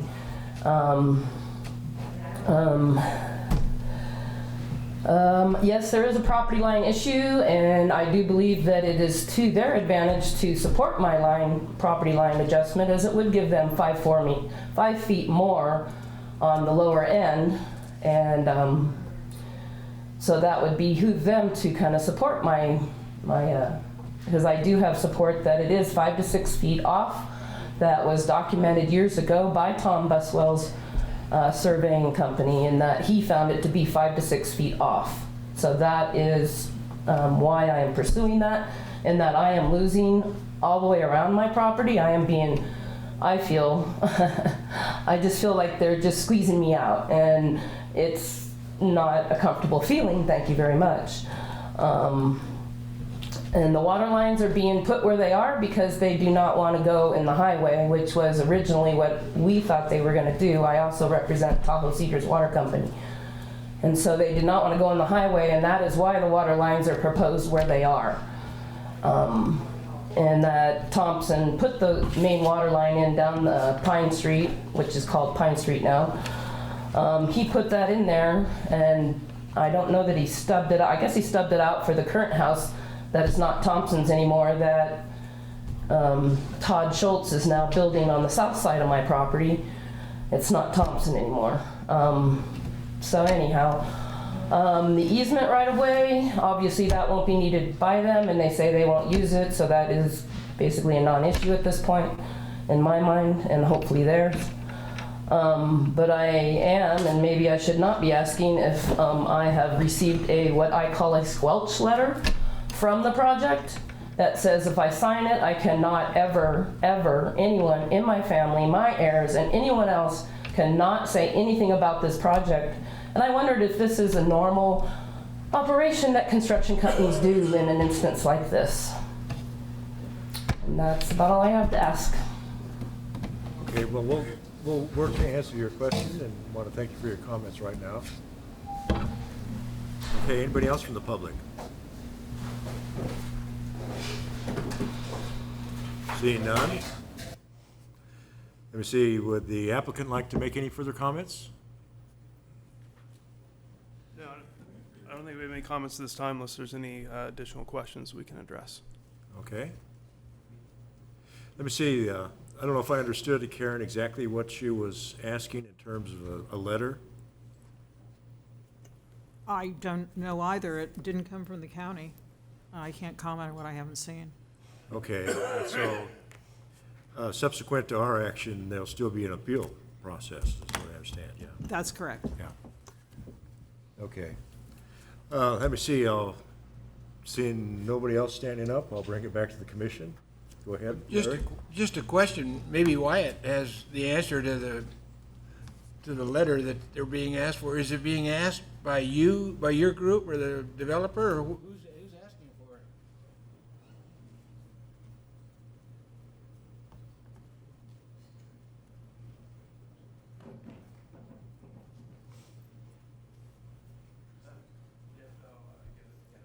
Hi, Commissioner Greg Gatto, attorney for the applicant, and I think maybe what she was referring to is there were earlier disputes regarding the use of the easement. They had proposed a settlement agreement that we had her look at, and I think maybe she's talking about some of the terms that were in the settlement agreement. That hasn't gone anywhere as far as I know. So that's outside this application? That's outside the application completely. That related to the separate easement that's not being used for this project. Thank you. Yes. Thank you. But you're not abandoning the Okay, any other discussion on the part of the commission or questions for staff? I see a lot of quietness here. And so at this point, is there a member of the commission that would like to make a motion? Well, I'm happy to do it, but I don't think I'm going to do you any favors, so I'm going to defer to one of the other commissioners just to read it on my absence today.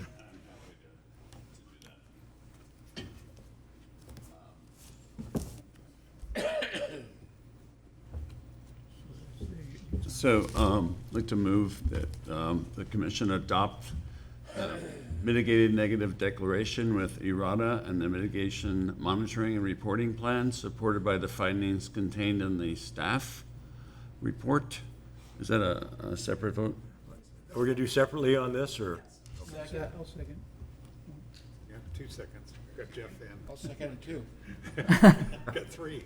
I think Jeffrey was the Let's first. do a roll call. Okay. How about Mr. Arcuri? Mr. Haber? Yes.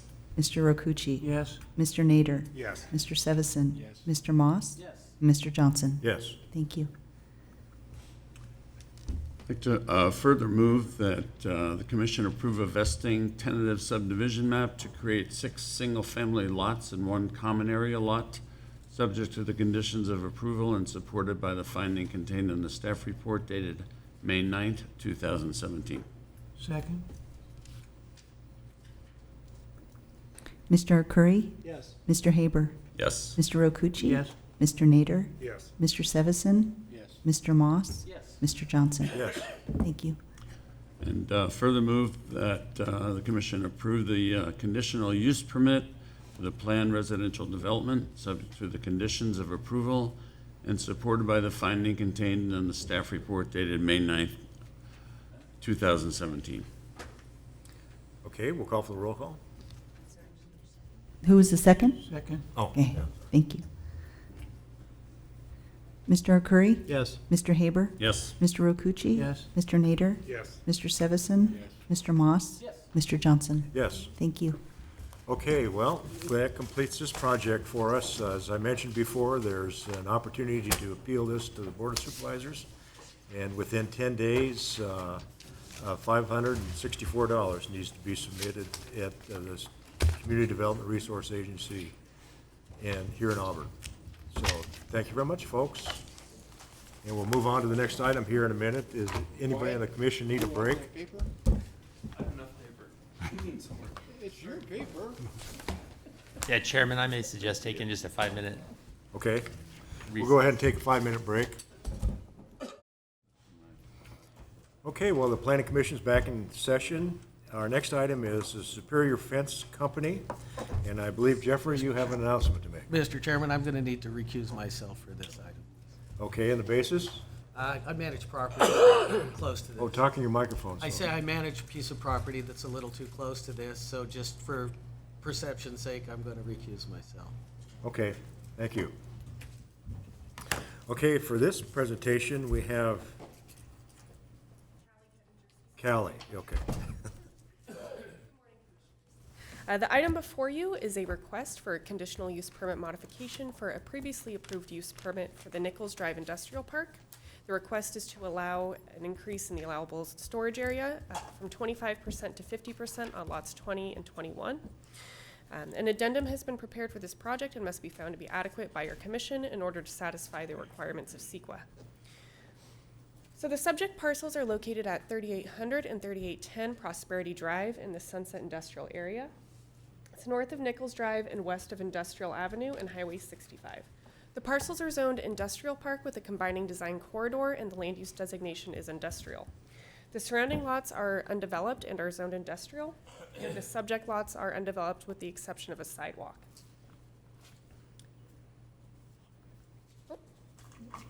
So the applicants are proposing to merge these two parcels and develop them with a 6,200 square foot commercial building and outdoor storage area.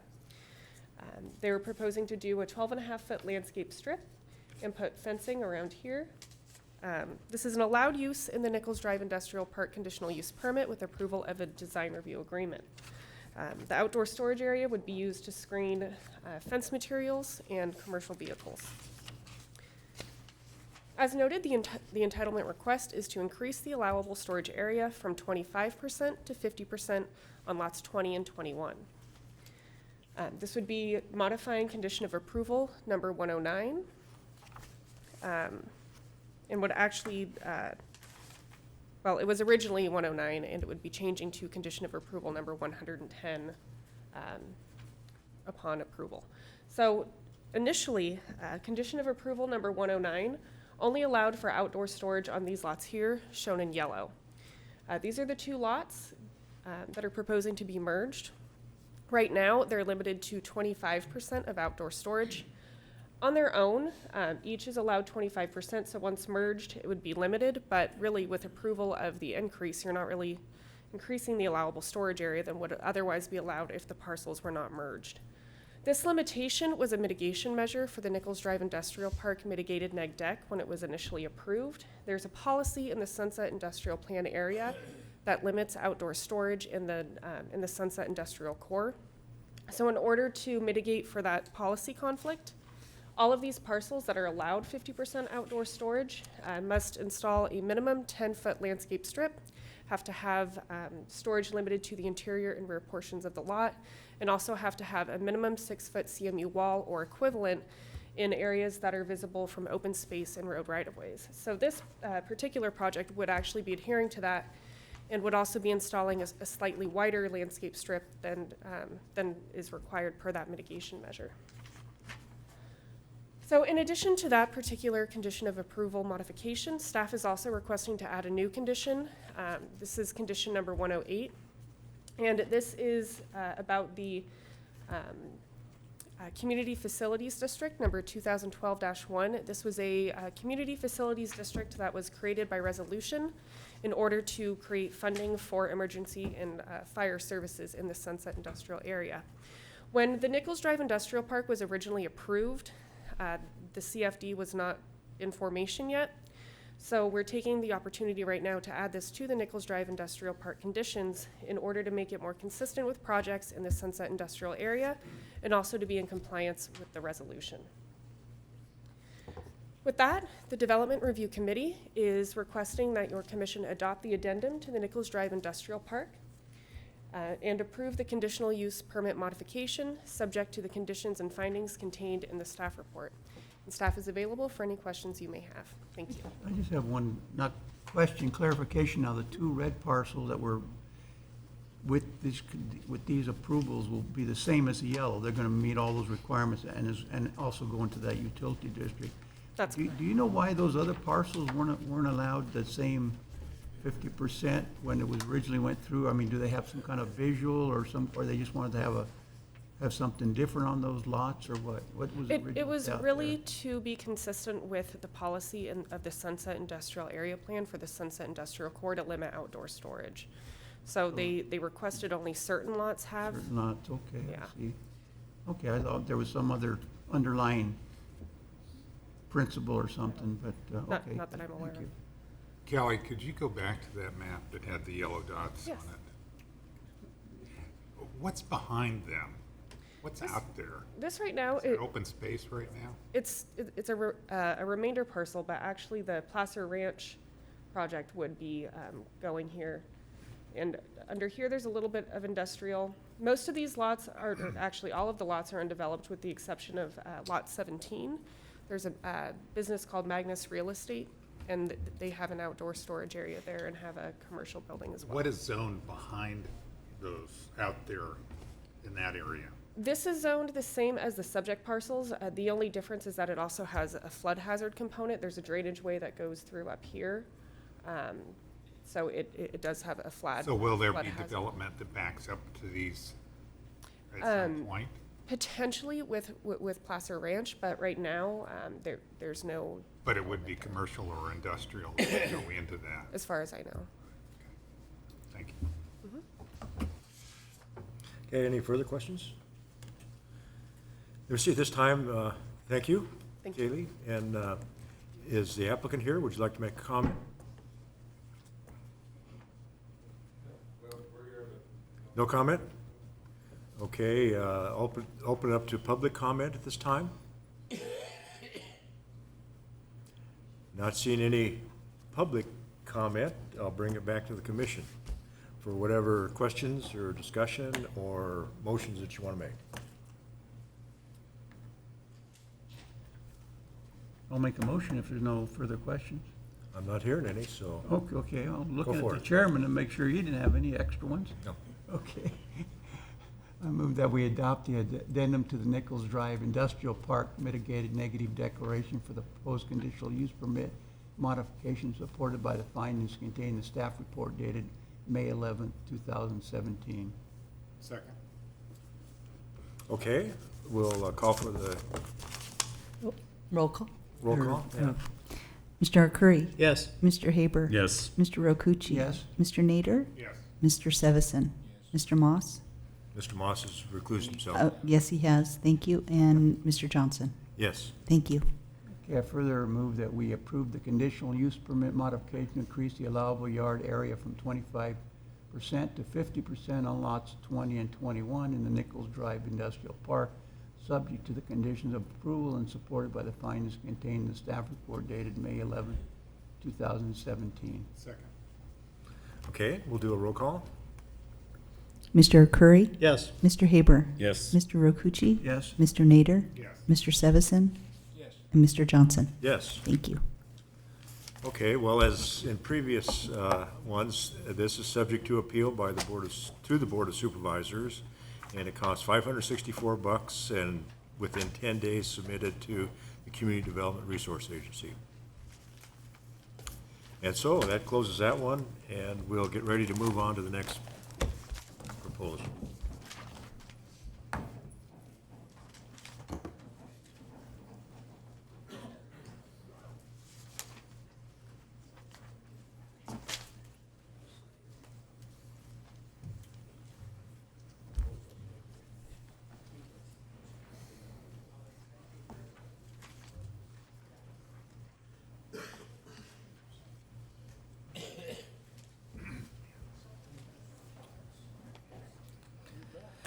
Okay, well, I'll go ahead and get started with the next proposal. It looks like most people have come into the room.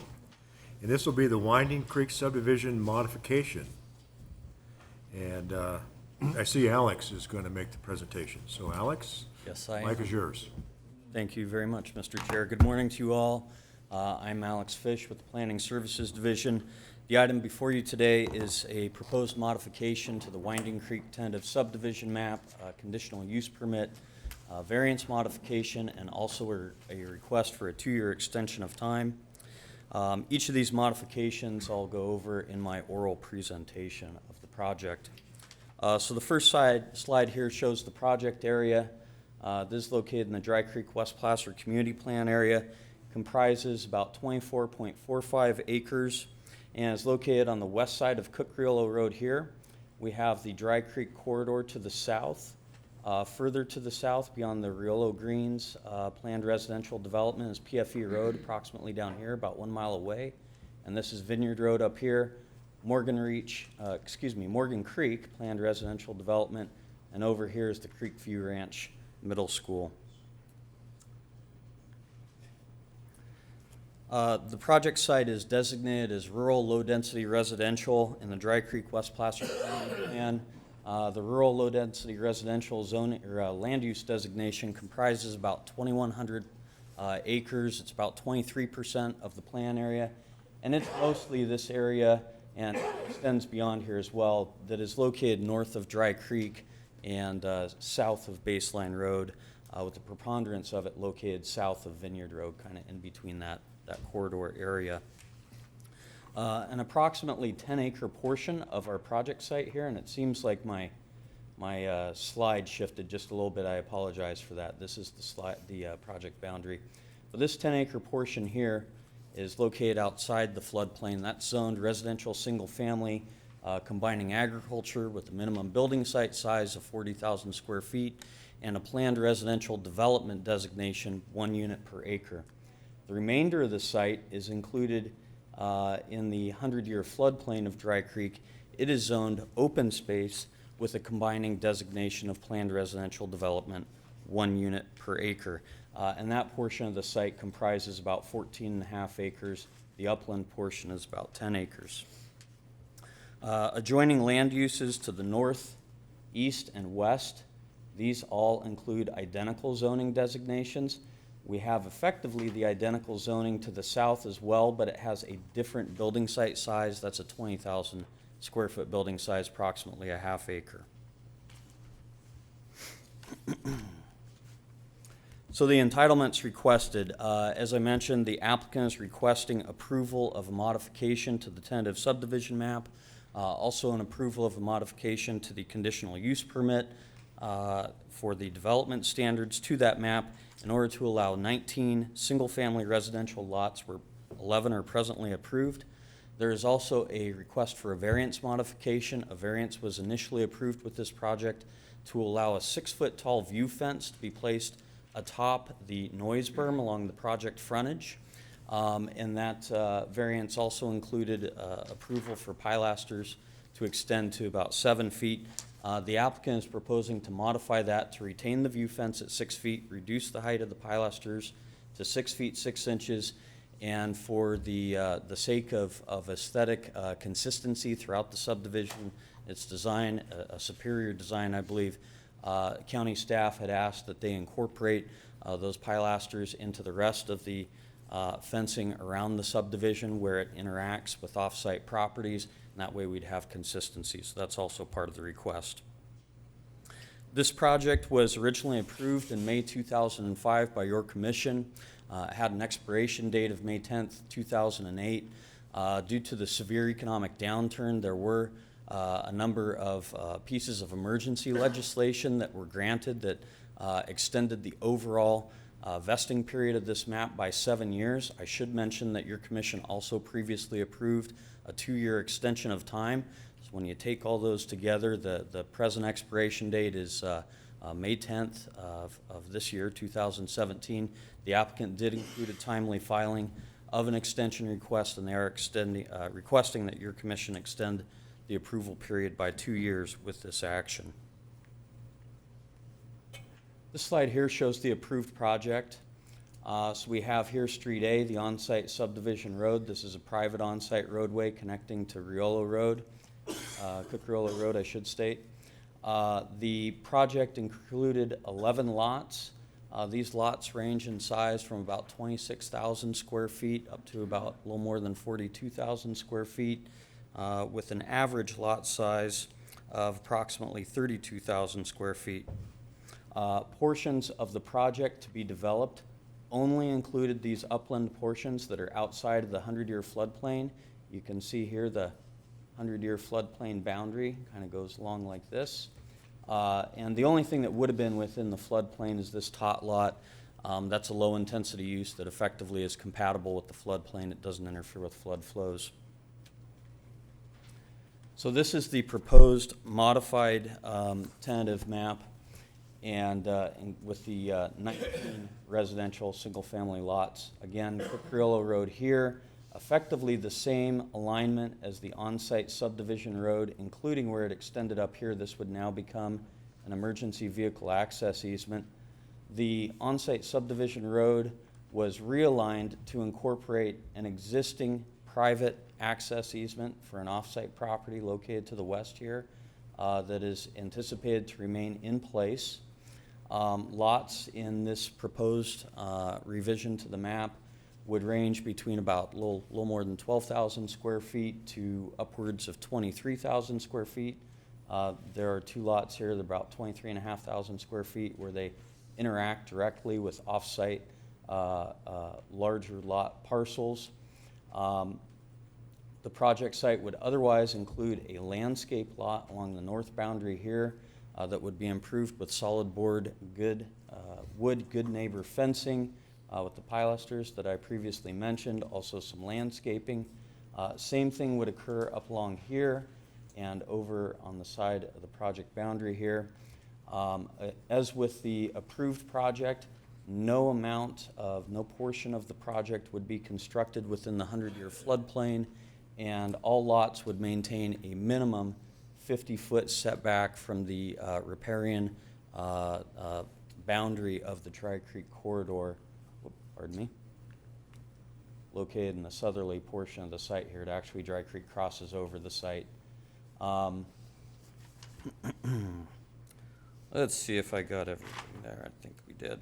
I should mention Lot C here is about 16.5 acres. That would be maintained in perpetuity as open space and would also double as a provision for protecting on-site resources and protecting public views from Cookerillo Road out into the Dry Creek corridor area.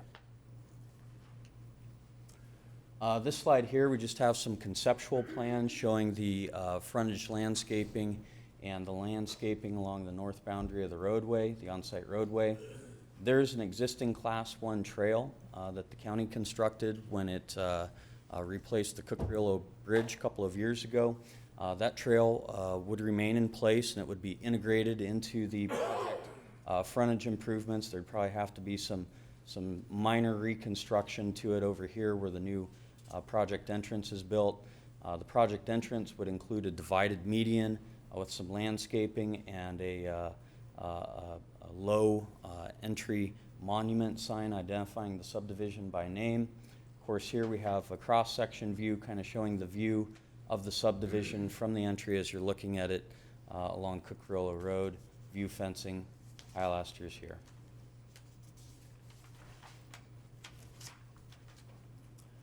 These are some slides showing representative home styles. The project applicant is presently developing the Morgan Ranch project on PFE Road about a mile to the south. And these representative homes here, these are from the Morgan Ranch project. They're similar to what they anticipate they would develop at this site, combination of 1- and 2-story contemporary homes that match the prevailing design themes in the surrounding area, similar to homes that you see in Morgan Creek, Rillo Greens, Willow Creek. These are, and also Doyle Ranch. These are projects that are nearby. Here, this is a map showing the project site, obviously, the red boundary here, and then this larger area here. This is a community plan area density map. Project site is located here. You see it in green. The key down here, unfortunately, are when we blow these things up, you can't always read all the text on the graphics, but the white represents lots that are over 20,000 square feet. The yellow is lots that are between 10,000 and 20,000 square feet. And then the orange is lots that are less than that. So Dry Creek here, this is the Morgan Creek planned residential development. This is also Morgan Creek. This is Rillo Greens project site. Doyle Ranch. Doyle Ranch has it is also located, these are all in the residential, low density residential land use district of the community plan. I'll explain a little bit about that. The RLDR land use designation states that lots within that area for planned developments should not be less than 20,000 square feet. As I had previously stated, all portions of the project site are zoned to include a land use intensity of 1 dwelling unit per acre, and that includes the open space pieces. This land use intensity factor is specifically applied to open space lands located in the Dry Creek Community Plan in order to facilitate transfer of density out of the floodplain in order to protect those on-site resources. And in this instance, the project site, as I said, includes the land use intensity, would equate to 24 units for the entire project site, not including any density bonus the applicant would want to claim for the 60% on-site open space, which is over and above the 20% that's required for a planned development.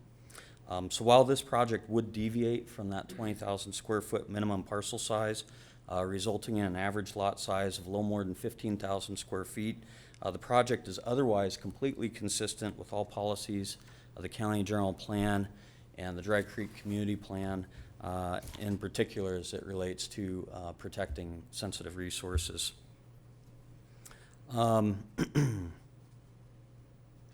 Should also mention that the project incorporates several design features in accordance with the Plan Development Ordinance. to buffer the project from adjacent rural residential land uses, including the use of privacy fencing, landscape screening, and also the on-site roadway, which provides a fairly significant amount of separation between the active use area of the new lots that are proposed and the existing off-site lots. And I would lastly mention that in the instance where there is a direct interaction with off-site lots, those two lots are in fact meeting or exceeding the 20,000 square foot minimum lot size. We've also applied increased rear yard setbacks to those lots to further improve compatibility with those off-site lots. This project was presented to the West Placer Municipal Advisory Council on 2 occasions. It was first presented as an information item in July of 2015, and comments from the MAC focused on the issue of the lot size. And they overall expressed a concern that approving a project with lots that are smaller than 20,000 square feet could set a precedent and would potentially violate provisions of the community plan. We presented this project to the MAC a second time in February of 2016 as an action item. These same issues came up again. They were discussed. We also had some members of the public in attendance that lived nearby the project that expressed a view that portions of the project would be constructed in the 100-year floodplain. Just want to reiterate that's not the case. But ultimately, the MAC in its deliberations determined that the 11-lot project was preferable to the proposed project, and they did recommend that your commission deny the request on a vote of 5-0 to deny. With that, with the information presented to you today by staff, the county's review of this project, we are recommending that the commission take the following discrete actions. Before I get into those things, I should mention that we did receive one piece of written correspondence from a neighbor this morning that has been included in your report packets. She lives adjacent to the project site on Almond Blossom Lane.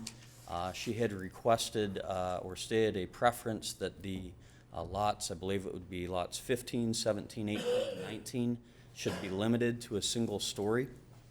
And so that's in your packets for your consideration. We did not restrict those lots. Lots 1 through 3 along the project frontage are restricted to a single story. So staff is recommending that your commission adopt the mitigated negative declaration and mitigation monitoring reporting program prepared for this project. We recommend that you approve the modified tentative map to create 19 single-family lots. Approve the modified conditional use permit modification for the revised development standards. I have included an errata in your packet as well, just to clarify the coverage allowances on the lots. That was incorrect, my apologies. Approve the variance modification to incorporate the minor changes to the fence height allowances. And lastly, approve a 2-year extension of time to the modified tentative subdivision map, conditional use permit and variances. And we have included recommended findings in the staff report for the actions. Phil France with the Engineering and Surveying Division, myself are here to represent the DRC and can answer your question. I also have Mike Richter with Town Development. He's the project manager. Jeff Pemstein also with Town Development, and Jeremy Goulart. And we also have Russ King, the project engineer. Alex, Thank you. review just quickly again our letter, and what lots was she requesting that she's adjacent to? Which ones are those? And how many lots were those? So Ms. Fisher is located here, and she is requesting, and she didn't call out specific lots. I had to kind of read between the lines what she requested, but based on what she says, here's her boundary with the adjacent neighbor, the Gallmeyers. And so by way of interpretation, I believe she means these lots here that are on the south side of the road. Okay, thank you. Alex, would you say the dominant concern of the MAC is really the lot size? Yes. And that's really probably why they turned it down, because it sounds like the rest of them, you were able to really kind of address that. You know, I think, I don't want to presuppose that there aren't other objections to the project. I've heard other things that people are concerned about, you know, from the character of the homes and whether this project would obstruct views of the creek corridor. And you know, I think, in my view, the views that we're talking about, they're publicly accessible views, you know, and there are little other things, but you know, I think by and large, the prevailing theme is the lot sizes, yes. All right, thank you. Okay, I might just have one question. I noticed when you look at the contours that there's kind of like an ephemeral drainage that runs through several lots from where you have the turnaround on the east side. And so it gets, just wondering how the drainage is being handled in this project. I'll try to take that. Phil Franz with Engineering and Surveying. So the drainage will be collected from the subdivision road and discharged into three spots. There's one discharge right here, there's one right here, and there's another one up in this area. And those are the three locations where the runoff will be collected and discharged. It will be run through some water quality treatment facilities before it enters Dry Creek. Okay, thank you. Is that it for the questions? Okay, thank you, Alex. The applicant, would you like to make some comments? Good morning. My name is Mike Richter with Town Development of Sacramento. And I think the staff report pretty much covers everything that I think we've worked on here. And I want to thank staff for all their help getting us to this point. There's been a lot of things to work through, so I appreciate all that. I want you to know we did work with the adjacent property owners to get their input and to work through some of the issues they had. So I think you have a good project in front of you, and we're here for if you have any questions on anything. That's it. Thank you. Okay, thank you. Okay, I'll open this up for public comment at this time. Oh, there's one. Step forward, please. I didn't come to speak to this project, but since it's here, since I'm here, and it has issues that I have concerns about in a project that's upcoming. You're going to be talking about this project, though, right? Is that correct? I will be talking about this project. Okay. Just an observation about this project, it's just, the Your developers. name, please? This Your is, name? my name's Leslie Warren. Okay. The project is, as recommended by the staff, is basically doubling the density for the developer. And with the price of housing escalating in the way that it has since this project was initially submitted for the 11 lots, the developer's going to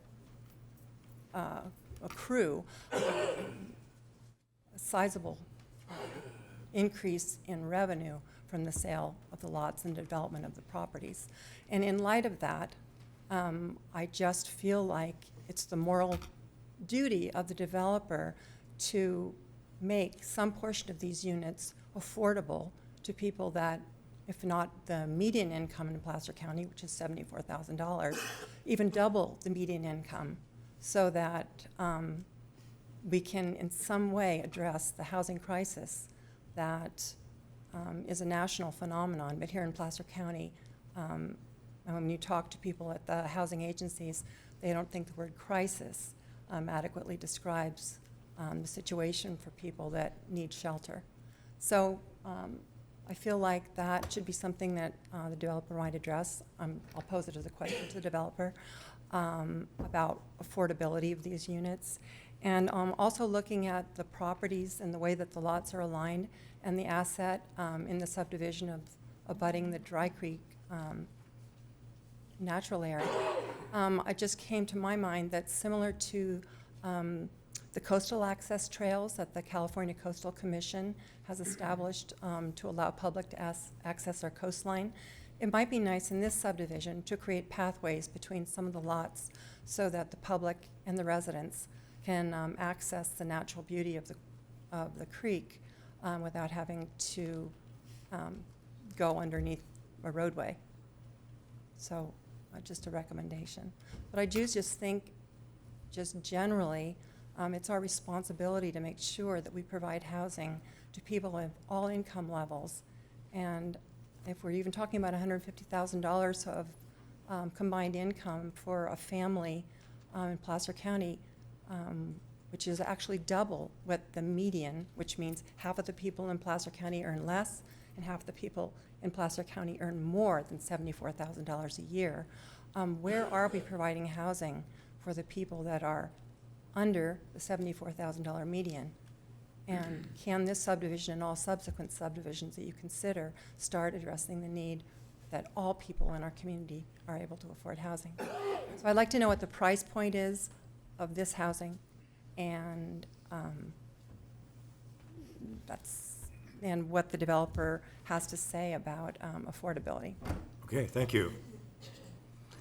Any other public comments?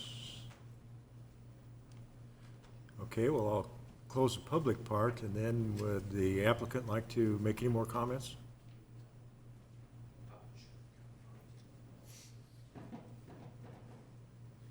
If it's the commission's pleasure, right, I'm Jeff Pempsey, I'm the president of Town Development of Sacramento. If it's the commission's pleasure, I'm happy to respond to the issues of housing affordability, because that's first and foremost in our world as well, so.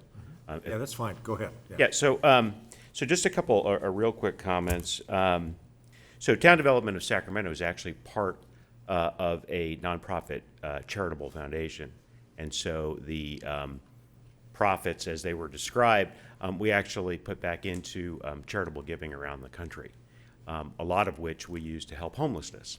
So we're acutely aware of the crisis, not only in California, but in other parts of the country. We believe that the project we have here today actually provides a more attainable housing structure than the 11 custom lots that were out here. And quite candidly, having had this property through good times and bad, we've been unable to figure out how to crack the algorithm to build 11 custom houses out here, which would have clearly been $1 million+ propositions. So not that these are not going to be great houses. I think we've already built a handful of great houses in Placer County and in this part of Placer County, and we plan to continue that in the future. So I appreciate the comments about it.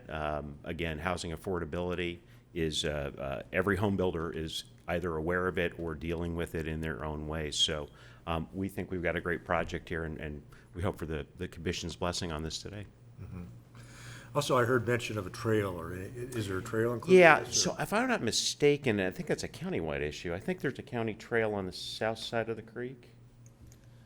So we initially, just to address Ms. Warren's question, we initially were discussing with the developer, because there is a Dry Creek Greenway master plan that has a vision for connecting not only the Dry Creek community, but communities to the west, to the east and west. And ultimately, County Parks initially expressed an interest in the site, but ultimately their determination is that with the Class 1 facility that we have on the south side of the creek, that's a significant maintenance obligation. It's already there. It's in heavy use. There's not an opportunity that's apparent to continue that trail off-site to connect to something else. And then maybe a broader overarching concern, I don't want to get into it too much. I'm not even allowed to really know the details. But there are prehistoric resources located within that lot. That's part of the on-site mitigation is to maintain that lot as open space in its relatively undisturbed state to ensure that those resources are not altered or disturbed. Okay. Well, thank you. Yep, thank you very much. Is that it? Yep. Okay, with that, I'll bring it back to the commission. I'd like to ask someone on staff this issue about affordability. I know there's state laws, and the city of Roseville has to provide a certain range. What's the county position on these subdivisions that are coming before us, and on the affordability issue that she asked?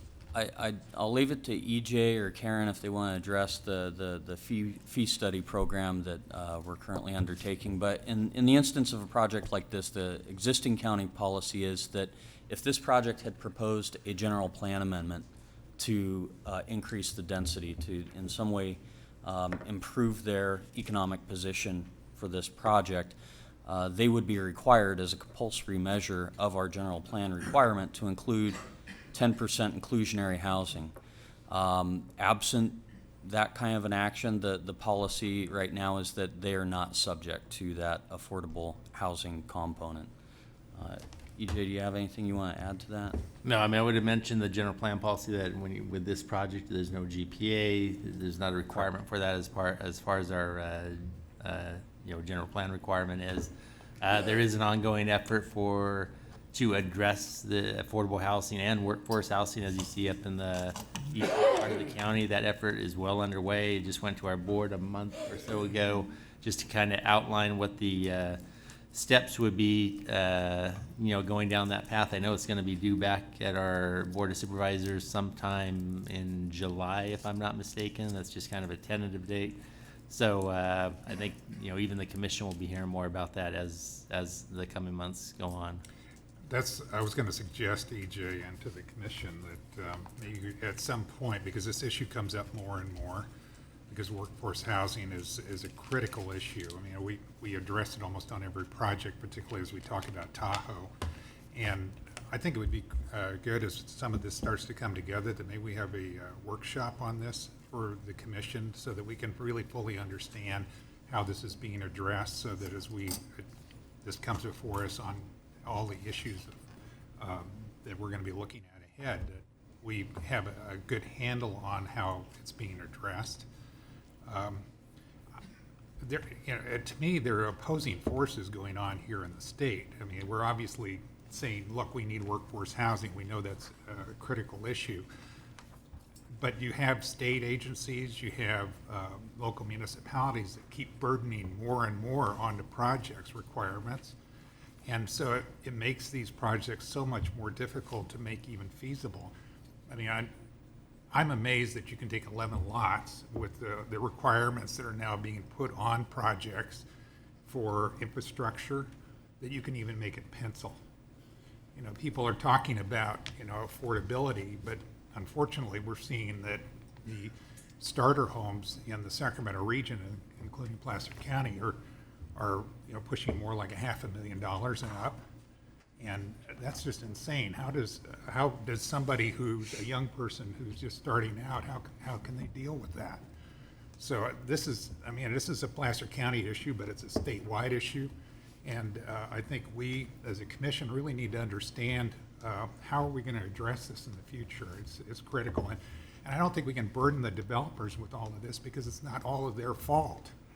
I mean, again, I throw a lot back on the state agencies.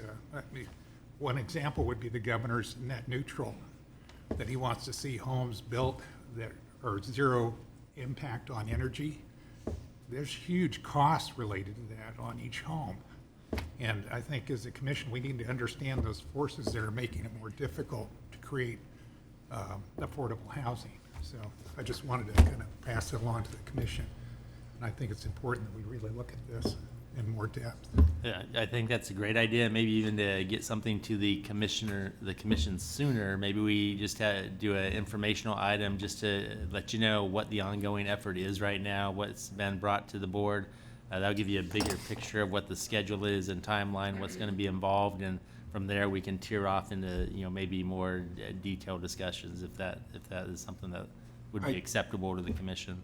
I think when the state swooped in and did away with all the redevelopment agencies, it made a big impact on trying to accomplish these kinds of goals, because it just made it impossible otherwise to accommodate. And so somehow I think if the state's going to ask us to do more about low-cost housing, they need to get in bed with us and try to find a solution to all that cash they stole.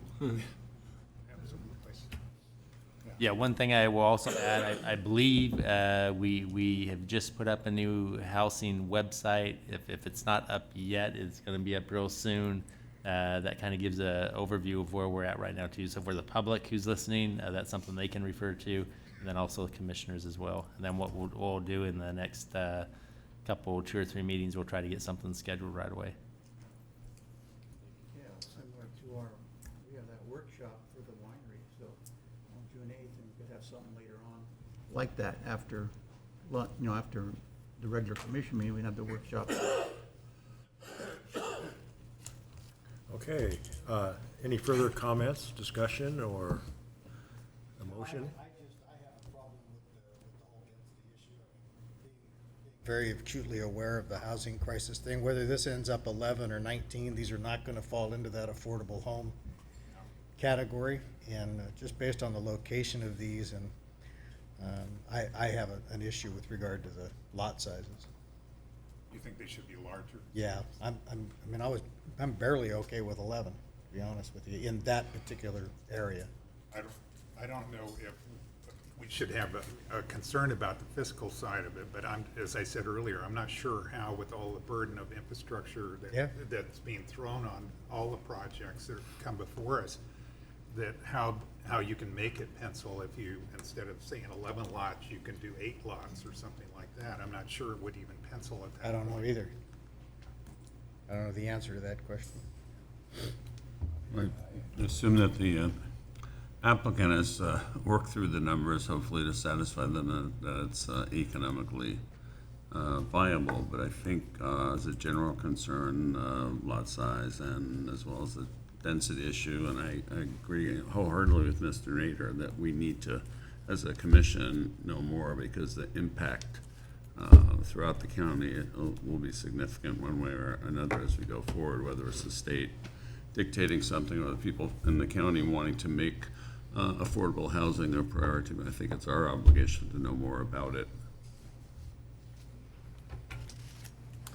Okay, again, asking for a motion? Mr. Chairman, I'll make a motion. Subject to the conditions of approval attached as attachment C, I make a motion that we adopt the mitigated negative declaration and mitigation monitoring and reporting program for the Winding Creek subdivision modification project as set forth in attachment D and supported by the findings in the staff report. Second. Okay, any further discussion? Okay, roll call. Mr. Arcuri? No. Mr. Haber? Yes. Mr. Rokucci? Yes. Mr. Nader? Yes. Mr. Sevison? Yes. Mr. Moss? Yes. Mr. Johnson? Yes. Thank you. Mr. Chairman, I make a motion that we approve the modified tentative subdivision map to allow 19 single-family residential lots where 11 were previously approved, supported by the findings in the staff report with the errata. Is there errata for that? Yes. Second. Okay, roll call. Mr. Arcuri? No. Mr. Haber? Yes. Mr. Rokucci? Yes. Mr. Nader? Yes. Mr. Sevison? Yes. Mr. Moss? Yes. Mr. Johnson? Yes. Thank you. Mr. Chairman, I make a motion that we approve the modified conditional use permit for this planned residential development supported by the findings in the staff report. Second. Roll call. Mr. Arcuri? No. Mr. Haber? Yes. Mr. Rokucci? Yes. Mr. Nader? Yes. Mr. Sevison? Yes. Mr. Moss? Yes. Mr. Johnson? Yes. Thank you. All right. I further move that we approve the modified variance to allow for a 6-foot wrought iron fence with 6-foot 6-inch tall pilasters along the Cook-Riola Road frontage where a maximum height of 3 feet is allowed, and an extension of the pilasters along common boundaries with off-site properties to the north and a maximum height of 6 feet 6 inches where 6 feet is normally allowed, supported by the findings in the staff report. Second. Roll call. Mr. Arcuri? No. Mr. Haber? Yes. Mr. Rokucci? Yes. Mr. Nader? Yes. Mr. Sevison? Yes. Mr. Moss? Yes. Mr. Johnson? Yes. Thank you. All right, last round here. I make a motion that we approve the extension of time to the modified tentative subdivision map, conditional use permit, and variance supported by the findings in the staff report. Second. Roll call. Mr. Arcuri? No. Mr. Haber? Yes. Mr. Rokucci? Yes. Mr. Nader? Yes. Mr. Sevison? Yes. Mr. Moss? Yes. Mr. Johnson? Yes. Thank you. Okay, well, thank you, and the motion carries, all the motions carry, and this is an appealable item, $564 to the Community Development Resource Agency within 10 days. Thank you. We ought to get a little smarter and have these appeal things, the money paid to us. Make the meeting go a little better.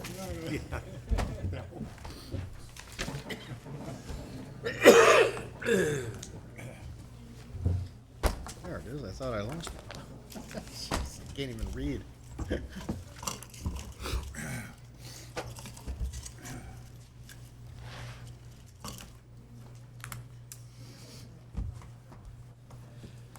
Okay, well, I'll move on to our next item, which is the Joker 20 subdivision.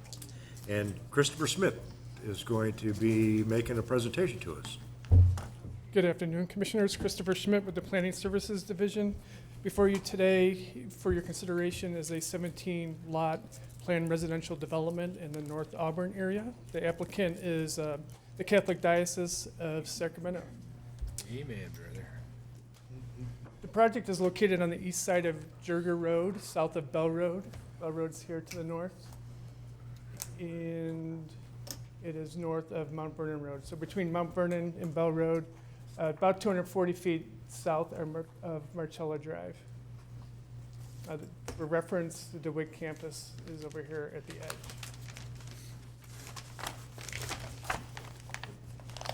The zoning on the property is residential agriculture with a combining district of minimum building size of 100,000 square feet. And it has a planned residential development combining district of 1 unit per acre. Properties to the north are a slightly smaller residential single family, minimum building size of 43,000 square feet, so roughly an acre. Properties to the west and to the south are farm zoned, 4.6 acre minimum. Due south of the project site is the Oak Creek subdivision. Most of those lots are 4 to 7.8 acres. And kitty corner to the site is the Atwood 80 project that recently received an extension of time but has not been built. That's 64 lots on 77 acres. So really this is a transition area between the higher density of North Auburn and the rural areas to the west.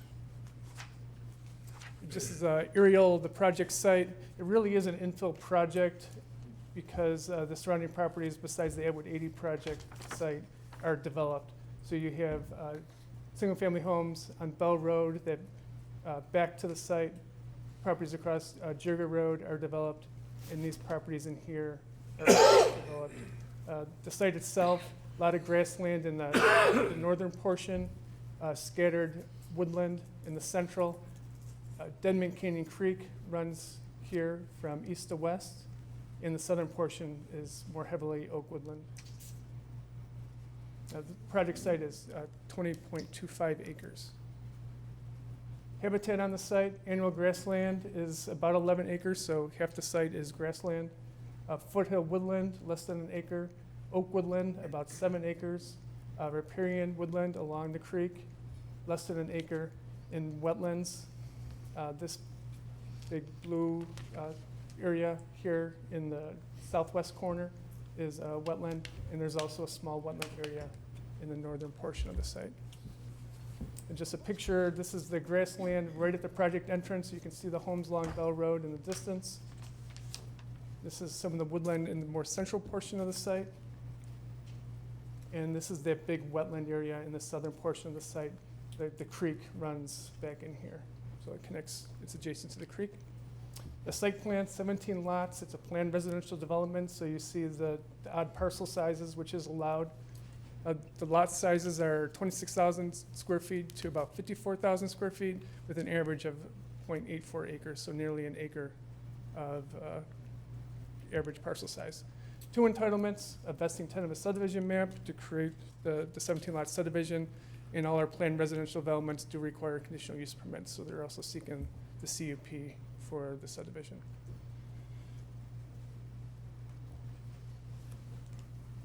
There are 2 common area lots proposed.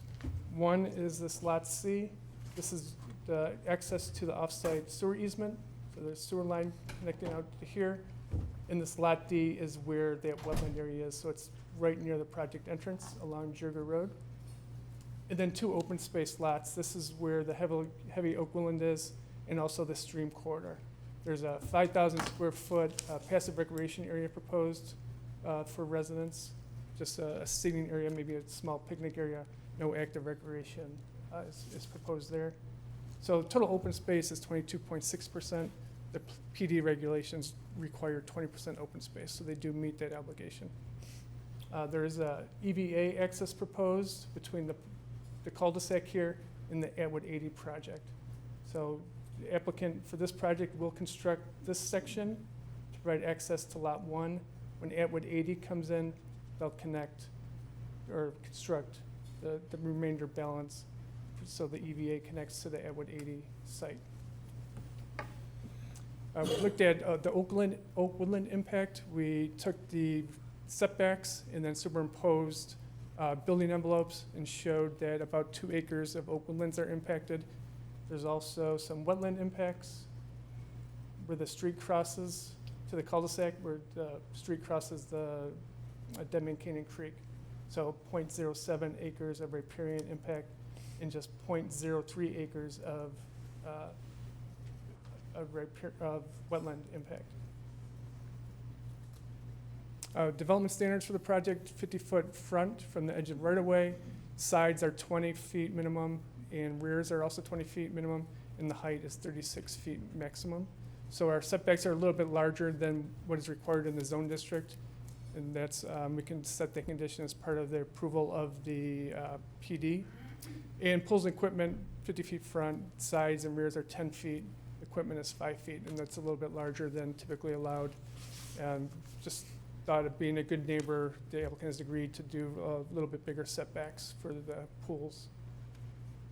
Proposed roadways, 23 feet of pavement with 3-foot curb and gutter. That's a little bit below our minimum required. The Engineering, Surveying, and Public Works have approved a design exception request. So they'll be doing curb and gutter on just one side of the street and no parking allowed. Traffic studies showed 163 new cars onto Eureka Road from the project.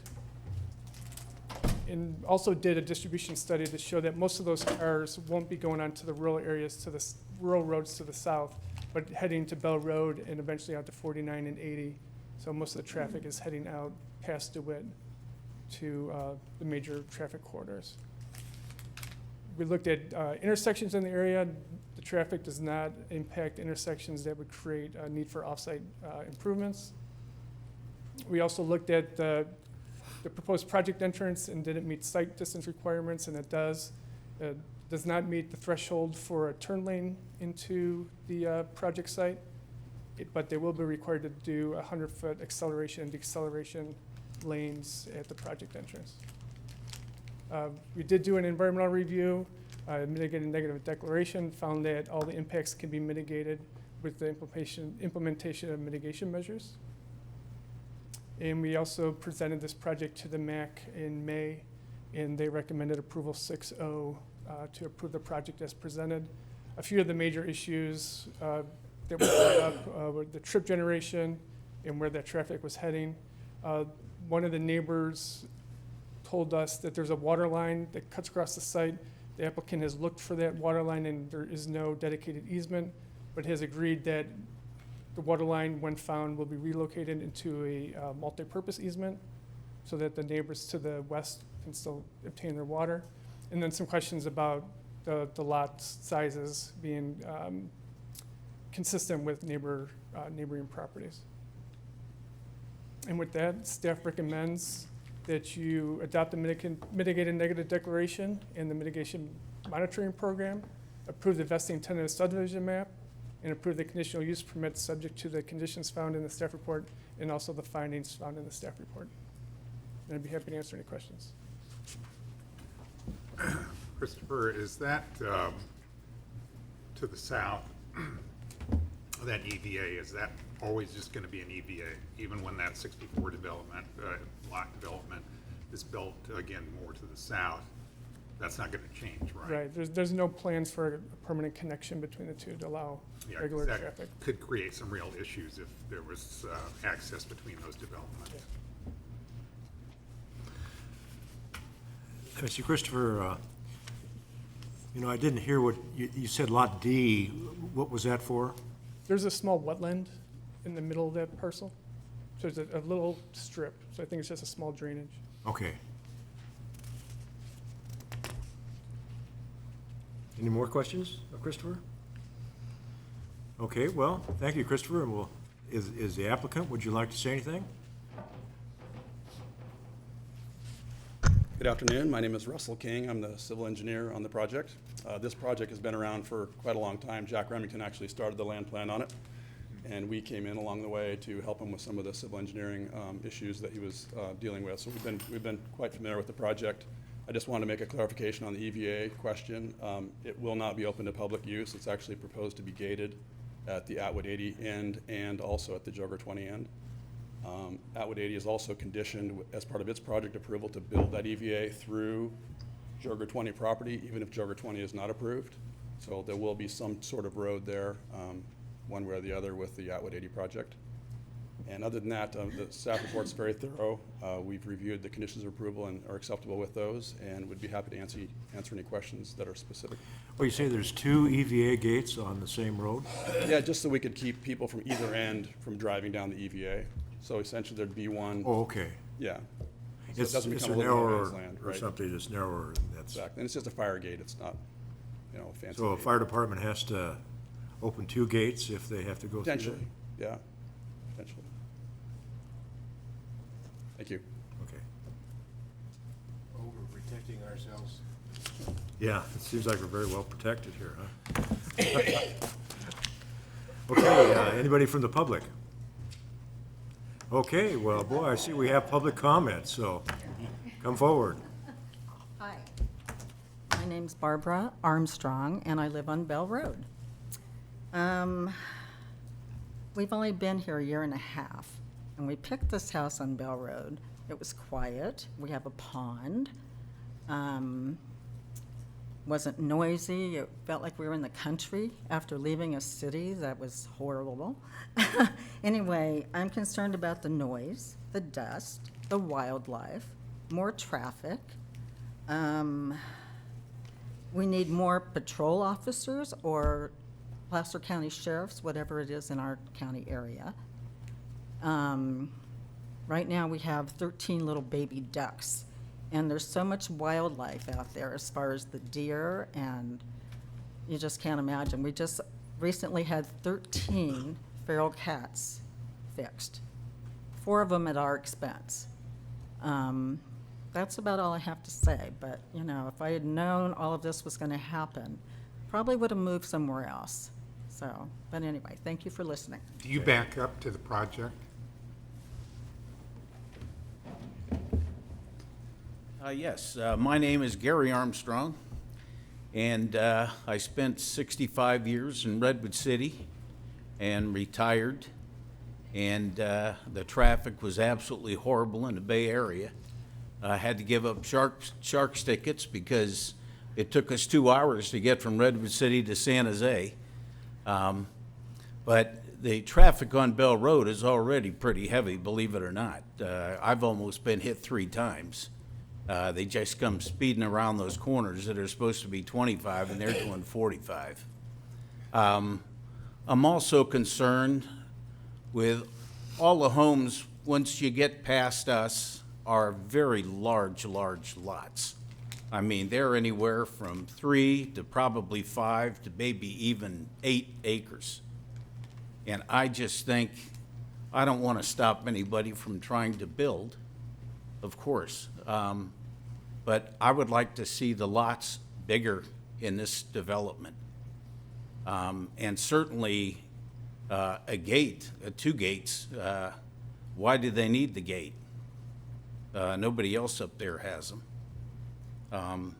But I'm just concerned with the traffic and all the building. And since I've been here, you know what Highway 49 is. We better start widening that road pretty soon if you keep approving all these things. because we won't be able to stay on that street.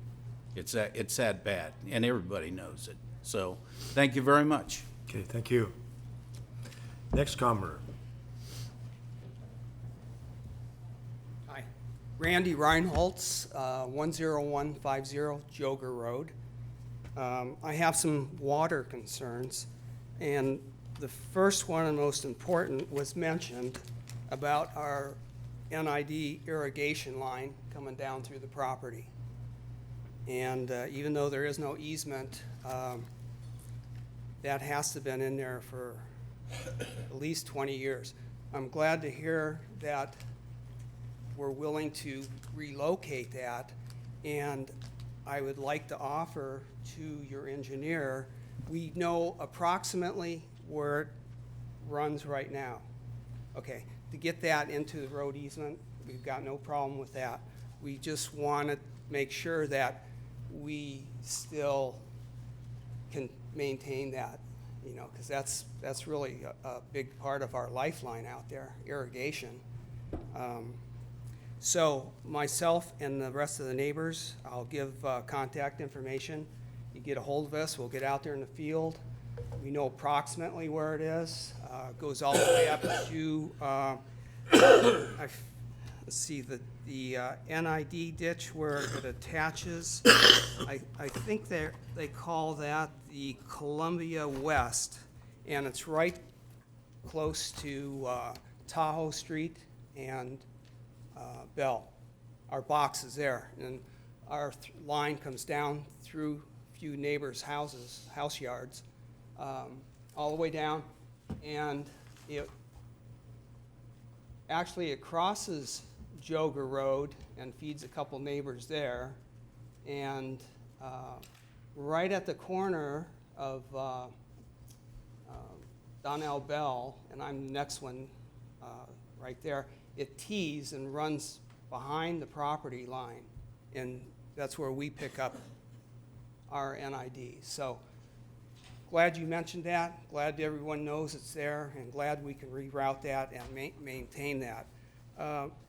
My second water issue is the creek that runs down through there. It runs through our property, and I'd like to know that that water flow will still be maintained. There'll be nothing to do or nothing to interrupt it. It seems like it will be.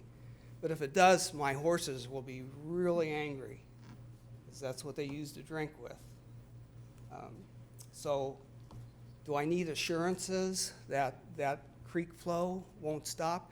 And that flows all year long, by the way. There must be some springs in there that help that out. And is that Dead Man Creek? Is that what that is? So looks like it won't be disturbed, but sure would like to have a little more emphasis on that. The third water issue is the treated NID for the development comes from Bell down Joger Road, and I believe it stops at the road, and you're going to bring it into the development. Some of the neighbors, well, we all have wells, and we're all pretty content with our wells. But if we should have a problem, we'd like to know that maybe we could tap into that. And one of the neighbors who's been involved with a number of developments said that usually that water line would have to be extended the full length of the property, so that instead of stopping at the road going in, should normally come all the way down to that property line. Okay, try to be at the microphone. The little button. Oh, okay. Yeah, so they propose to stop it here and then go in, where if they brought it all the way down to here, which I guess should be the normal way of doing things, then if any of us ever had a well go dry, God forbid, it would be easier to attach to that. So what is NID's criteria for that? Normally they come all the way down, but why are they stopping there? That was a point one of the neighbors wanted me to bring up for them. But And that is all the questions I have. Thank you. Okay. Yes. That's actually not NID easement, that belongs to the neighbors? It's a private pipeline, so it starts at NID's easement, and then all of you had some sort of an easement agreement with the property owner? When I bought my property in AB, the purchase says that it's a private pipeline maintained by, by us. And then we've allowed other people to get onto it. So I'm a little bit confused as to Well, why we don't yeah, know where if it you're gonna is. ask, If there's somebody a- sitting in the audience, and maybe we need to bring the person up forward so you can talk. It's been there for such a long time. You know, the church, love them, said, fine, here, have some water, And it was, I think it's what you call prescriptive easement. It's been there for so long. And as long as we can still have it, I don't care where they run it. No, all I'm trying to find out, all I'm trying to understand is if it's an easement and it's associated, and you guys have some sort of documentation on your parcels or your properties that say you have access to this easement, why is it we don't know where it is? I don't know that we ever got that technical. Oh, okay, I didn't understand. I guess Because I it's a have long time ago. I have an NID easement and it's on my parcel map. Yeah. Okay, It's been there forever and ever, so. okay. But it sounds like the church is going to do good by us and, not going to cut us off. Okay. With that, so if someone else would like to address that? I think Christopher wanted to say Thank you. something. It's definitely not recorded, and that's why we didn't know about it until we went to the MAC and the neighbors came out and said, we've got water that comes through that property. Christopher, is that really a consideration for us? Because isn't that an NID and the property owners that work out? I'm not sure how we make a decision on that, especially in his last comment about where the main line comes into the project, whether that could be extended down further. I think that's an NID issue. That's not our issue. I think they hit on it it is a prescriptive easement, so the applicant has agreed to relocate it when they find it. And do you want to address the water line? Well, it would appear that the water line is proposed to be extended down along the project's frontage, but that would be ultimately NID's call on that, but the utility plan appears to show. Not a requirement that we would make. Right. Okay, we're still in the public comment period.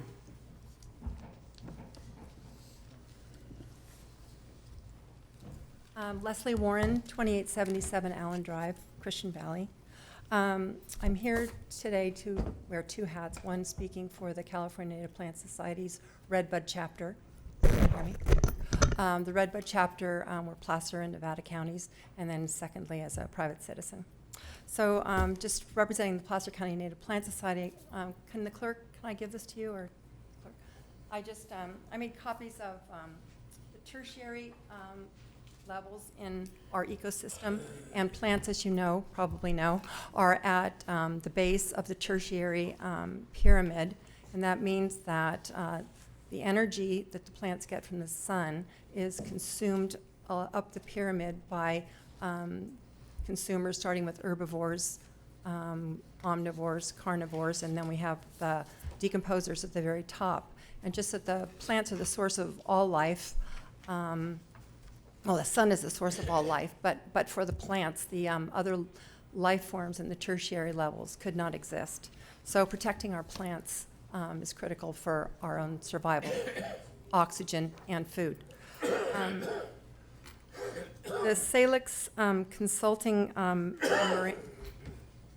memoranda that Christopher kindly shared with me as part of my research on this property stated that floristic surveys to determine whether or not there were special status species on the site was not conducted. And for that reason, we feel that the California Native Plant Society feels that the mitigated negative declaration is inadequate and that a full floristic survey should be conducted. There may have been one done earlier during the drought years, but in that we had heavy rains, the floral community responds to influxes of water dramatically, and there could be species on site today that weren't evident in 2011 or in 2015 when the floristic surveys were done. But in any case, Salix Consulting's memoranda says that a floristic survey for special set of species was not conducted, and it should indeed be conducted. The list of plants that were identified on the site by Salix is incomplete. Their survey work was done in April and May, and if you know, we reviewed the plants list at our California Native Plant Society meeting last night, and botanists on the property, I'm not a trained botanist, I'm just a hobby floral person. But the botanists on our site said that the list was incomplete. No orchids are represented. Many of the lilies that are present on the site, which we have viewed, aren't represented. So that floristic survey needs to be revisited, and we recommend that the floristic survey be done in every season because different plant communities represent in different seasons. And just for your information, as you review these giant projects that take many years to process through the to get processed, actually native plants need to be surveyed over a period of 4 years because they don't represent even annually. So if we want to protect our legacy of flora, we need to be carefully surveying because we don't want to lose these species because the floral community, and then there are species in the consumer communities that depend on these specific species, and without them we could have ecological collapse. We're concerned about the oak preserve. Primarily the oaks on site are blue oaks, and those oaks are very intolerant of site disturbance and water. And there's a real crisis with our blue oak communities across California. And particularly looking at the site, we believe Lot 2 and Lot 1 should be eliminated, and that whole corner of the property should be put in the oak preserve, and that the cul-de-sac, which has a 90-foot radius, and then if you add the curb and gutter, it's additional impervious paved area. It's going to be taking out trees and all the understory plants that are that we just don't want to lose. We need to we need to not look at this as a project in isolation, but look how this project contributes cumulatively to loss of flora, which affects all the species in the food chain. So if you could take a look, and what we would like to see across the property is that the green area be continuous across the property. So as property builds out to the south, that we could have a wildlife corridor and a plant community corridor so that seeds and fauna could be continuous and be not broken up by the cul-de-sac, the roadway, etc. The survey of flora did indicate that there were milkweed on the property, and if you know about milkweed, it's the only plant that monarch butterflies will lay their eggs on because the larvae of the monarch butterfly only eat milkweed. So the monarch butterflies are coming up here from Mexico on their way up into the boreal forests of Canada, and that we need to preserve the milkweed because they need to stop and eat along the way and lay their eggs along the way because they don't leave Mexico and get to the boreal forests in one generation. They actually have about 4 generations dying, laying eggs, dying, eggs hatch, go through their larval stage on the milkweed, turn into butterflies and through their chrysalis, then fly on till they find another milkweed community. So we need to protect our milkweed communities because if they're not there, the whole migration of monarchs, which has gone on for eternity, will be terminated. So we need to identify where the milkweeds are on this property, and we need to preserve them or transplant them to a suitable site so that the monarch butterflies will have a place to lay their eggs and go through their life cycle.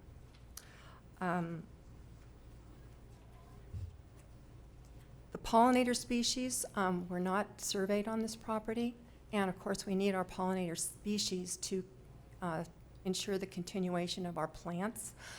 So I feel that it's incumbent upon the developer to include in the analysis of this site a complete census of the pollinator species that are on the property. And of special concern, of course, are our native pollinators. We've lost 97% of our native pollinators due to land use change, and we are depending on European bees to do much of our pollination, but we really need to take steps to ensure that our native pollinators, we need to find out where they are, and we need to make sure we protect the species that they require to go through their life cycles and produce the food that we eat.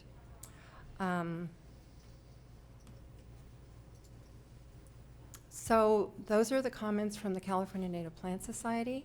The mitigated negative declaration, with the best intentions of the mitigations, they aren't going to be sufficient to protect species on the site.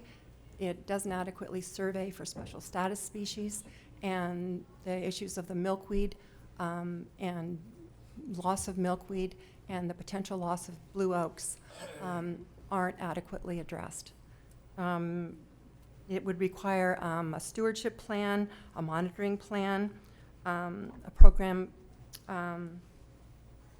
for protecting the protected areas from intrusion by exotic species that will migrate to the site, because homeowners are going to be planting species that aren't native to our area. And then when the exotic species migrate into, say, wetlands, then because they tend to dominate the native plants, and then we end up losing the native plants. So I know you're getting a lot of information today. It's just all a gray blur, and you're probably starving. But those are the comments from the Native Plant Society. Okay, and you had some comments too? I do have comments too. Okay. Okay. Could you make those and try and Sure. not go on for a long time? Okay. Are you going to remember what I said? I just feel like you're getting so much information. This is another exhibit. Excuse me, madam. We just put one on either side. My comments are just a kind of a problem with the subdivisions as approved. The photograph I'm sending out is a 1-acre subdivision. Actually, it's on my street in Christian Valley. A developer bought the property, plunked down a house that could be in Rockland. Doesn't look like anything in our neighborhood.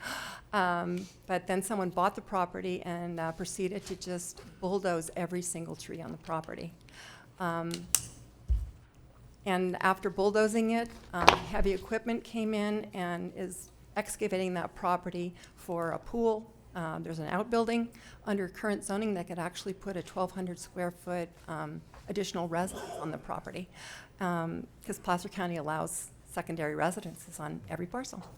So I think the staff has done their due diligence and worked hard to try to create to try to protect our resources.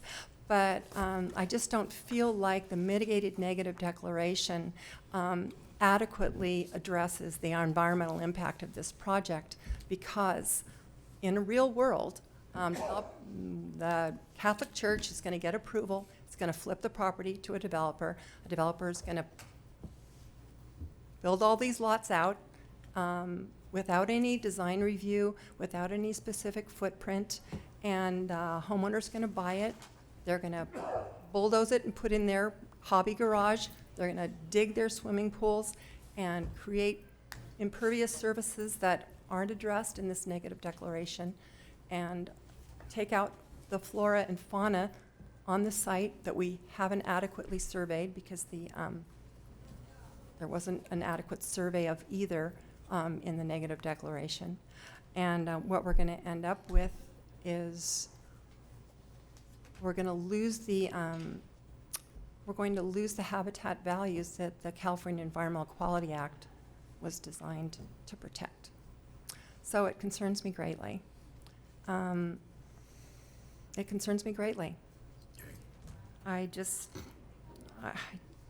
just, this is, I live on a 34-acre parcel that actually, when I was on the Planning Commission ages ago, a developer went bankrupt and his property went back to the original owner. And the property went on the market, and I was fortunate to buy it. And I felt like it was so undervalued at the time that our family built a home in a very western corner of the property, and we donated the rest of it to the Placer Land Trust to keep in open space in perpetuity. To me, this is a situation similar to what we have here because the Catholic Church was gifted this property. And the fact that they want to flip it and give it to a developer to build out, losing all of God's environmental gifts, and not have any affordable housing component to it is, to me, it's unconscionable, if not immoral. They were gifted this land, and why are they not gifting back either permanent open space for our community to enjoy in perpetuity, or coming forth with a subdivision that is being built out for people that meet, say, our median income, that could be affordable to our median income group. So even if you approve this project, which I hope you do not without asking for additional information about the environmental impacts, even if you do approve this project with other members of the Housing Alliance, we'll be meeting with Bishop Soto in Sacramento to tell him that we believe it's immoral to proceed with this project because land costs are so much a contributor to the eventual cost of housing. And the price point, the gentleman told me from the project that preceded this one, was a $550,000 per house. So it's not going to be affordable to the teachers that teach our kids or the firefighters that fight our fires. This is going to be that same kind of housing. And the church has an opportunity to do something different here because it was a gifted land. Can you kind of speed this up a little bit for us, please? Mostly, I just hope you will, deny the negative declaration and request additional information about the wildlife resources that will be lost with this project, if you approve this project as designed. Okay, thank you. Proceed. Looks like we have one more comment back there.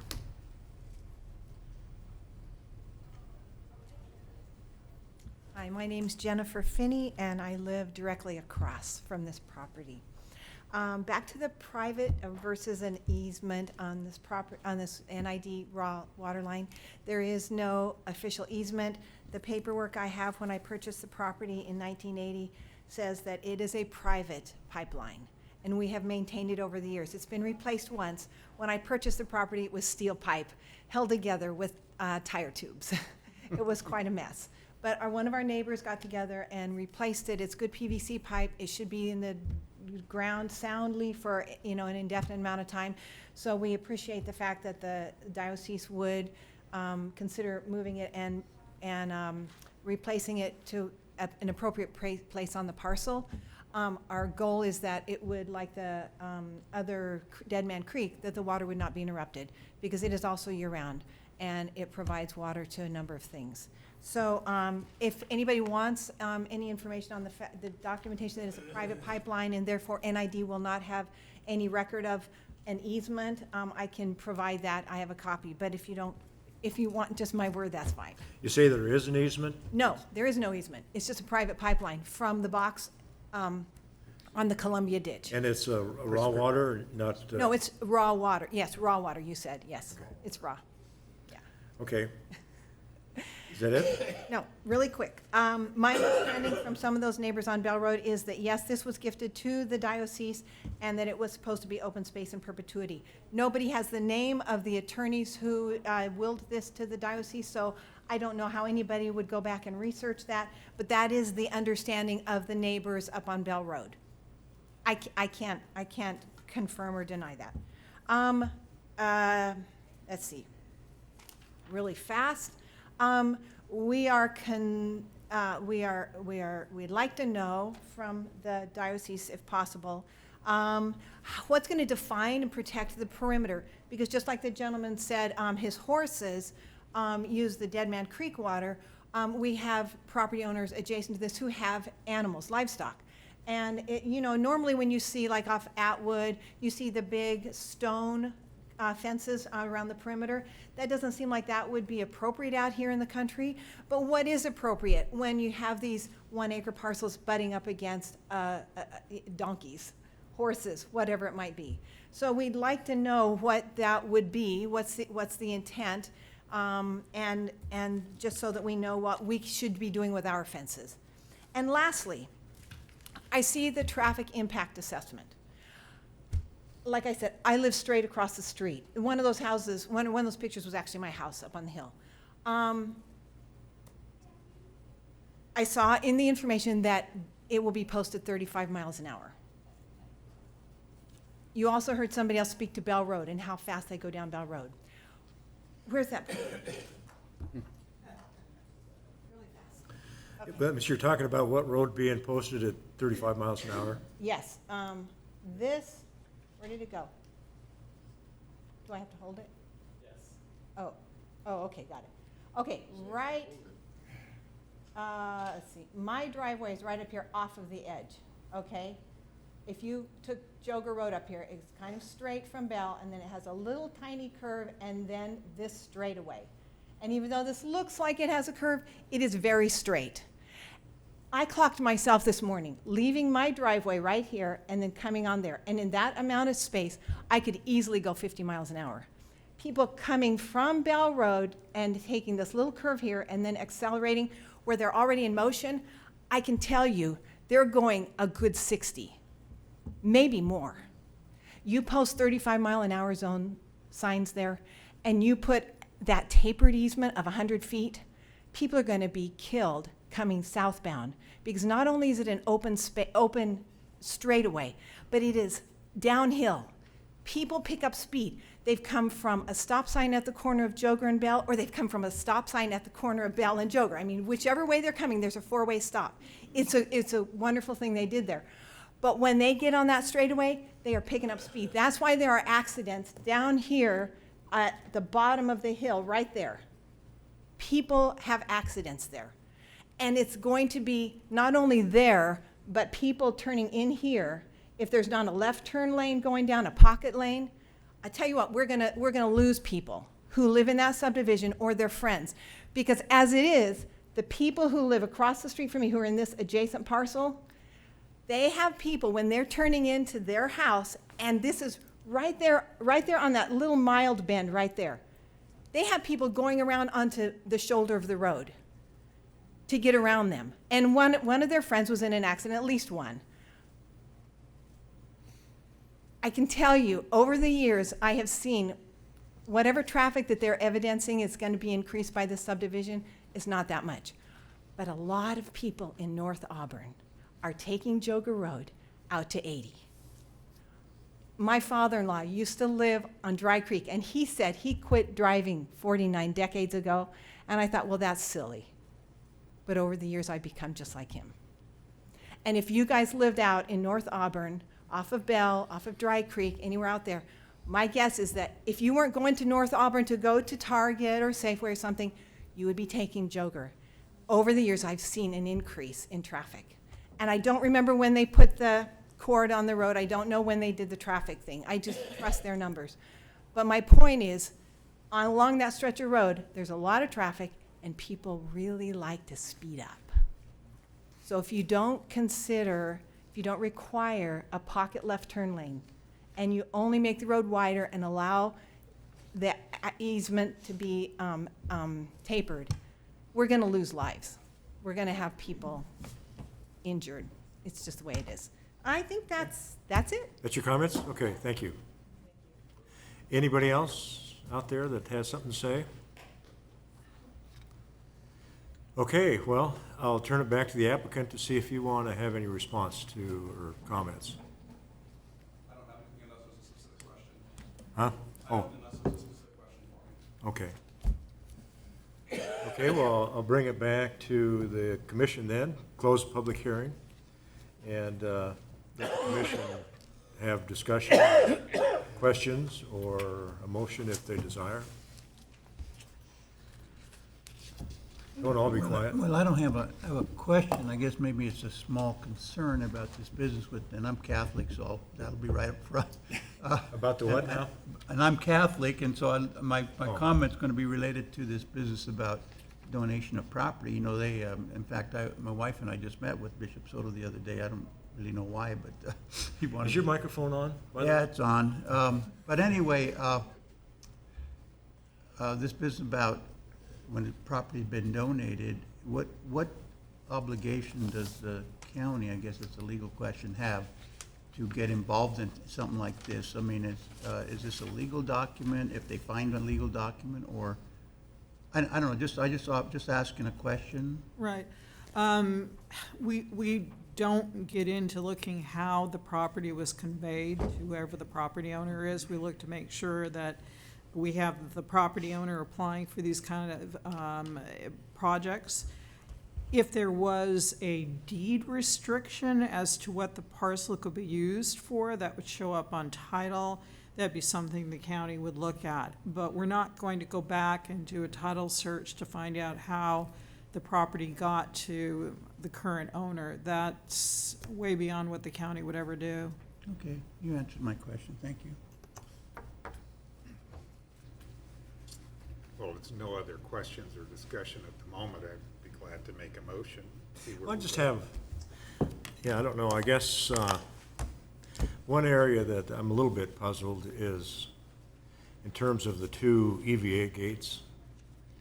And I remember when we heard the adjacent subdivision that there was agreement for an EVA access through this particular parcel.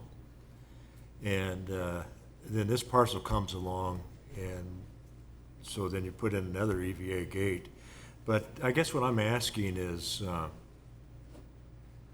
maybe kind of a two-faced question. It seems like if the two parcels were considered together, there may be a rationale for there to be a continuous road through.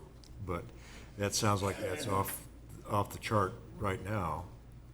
But what kind of involvement was there with the local, probably CAL FIRE folks that would review this? What did they say?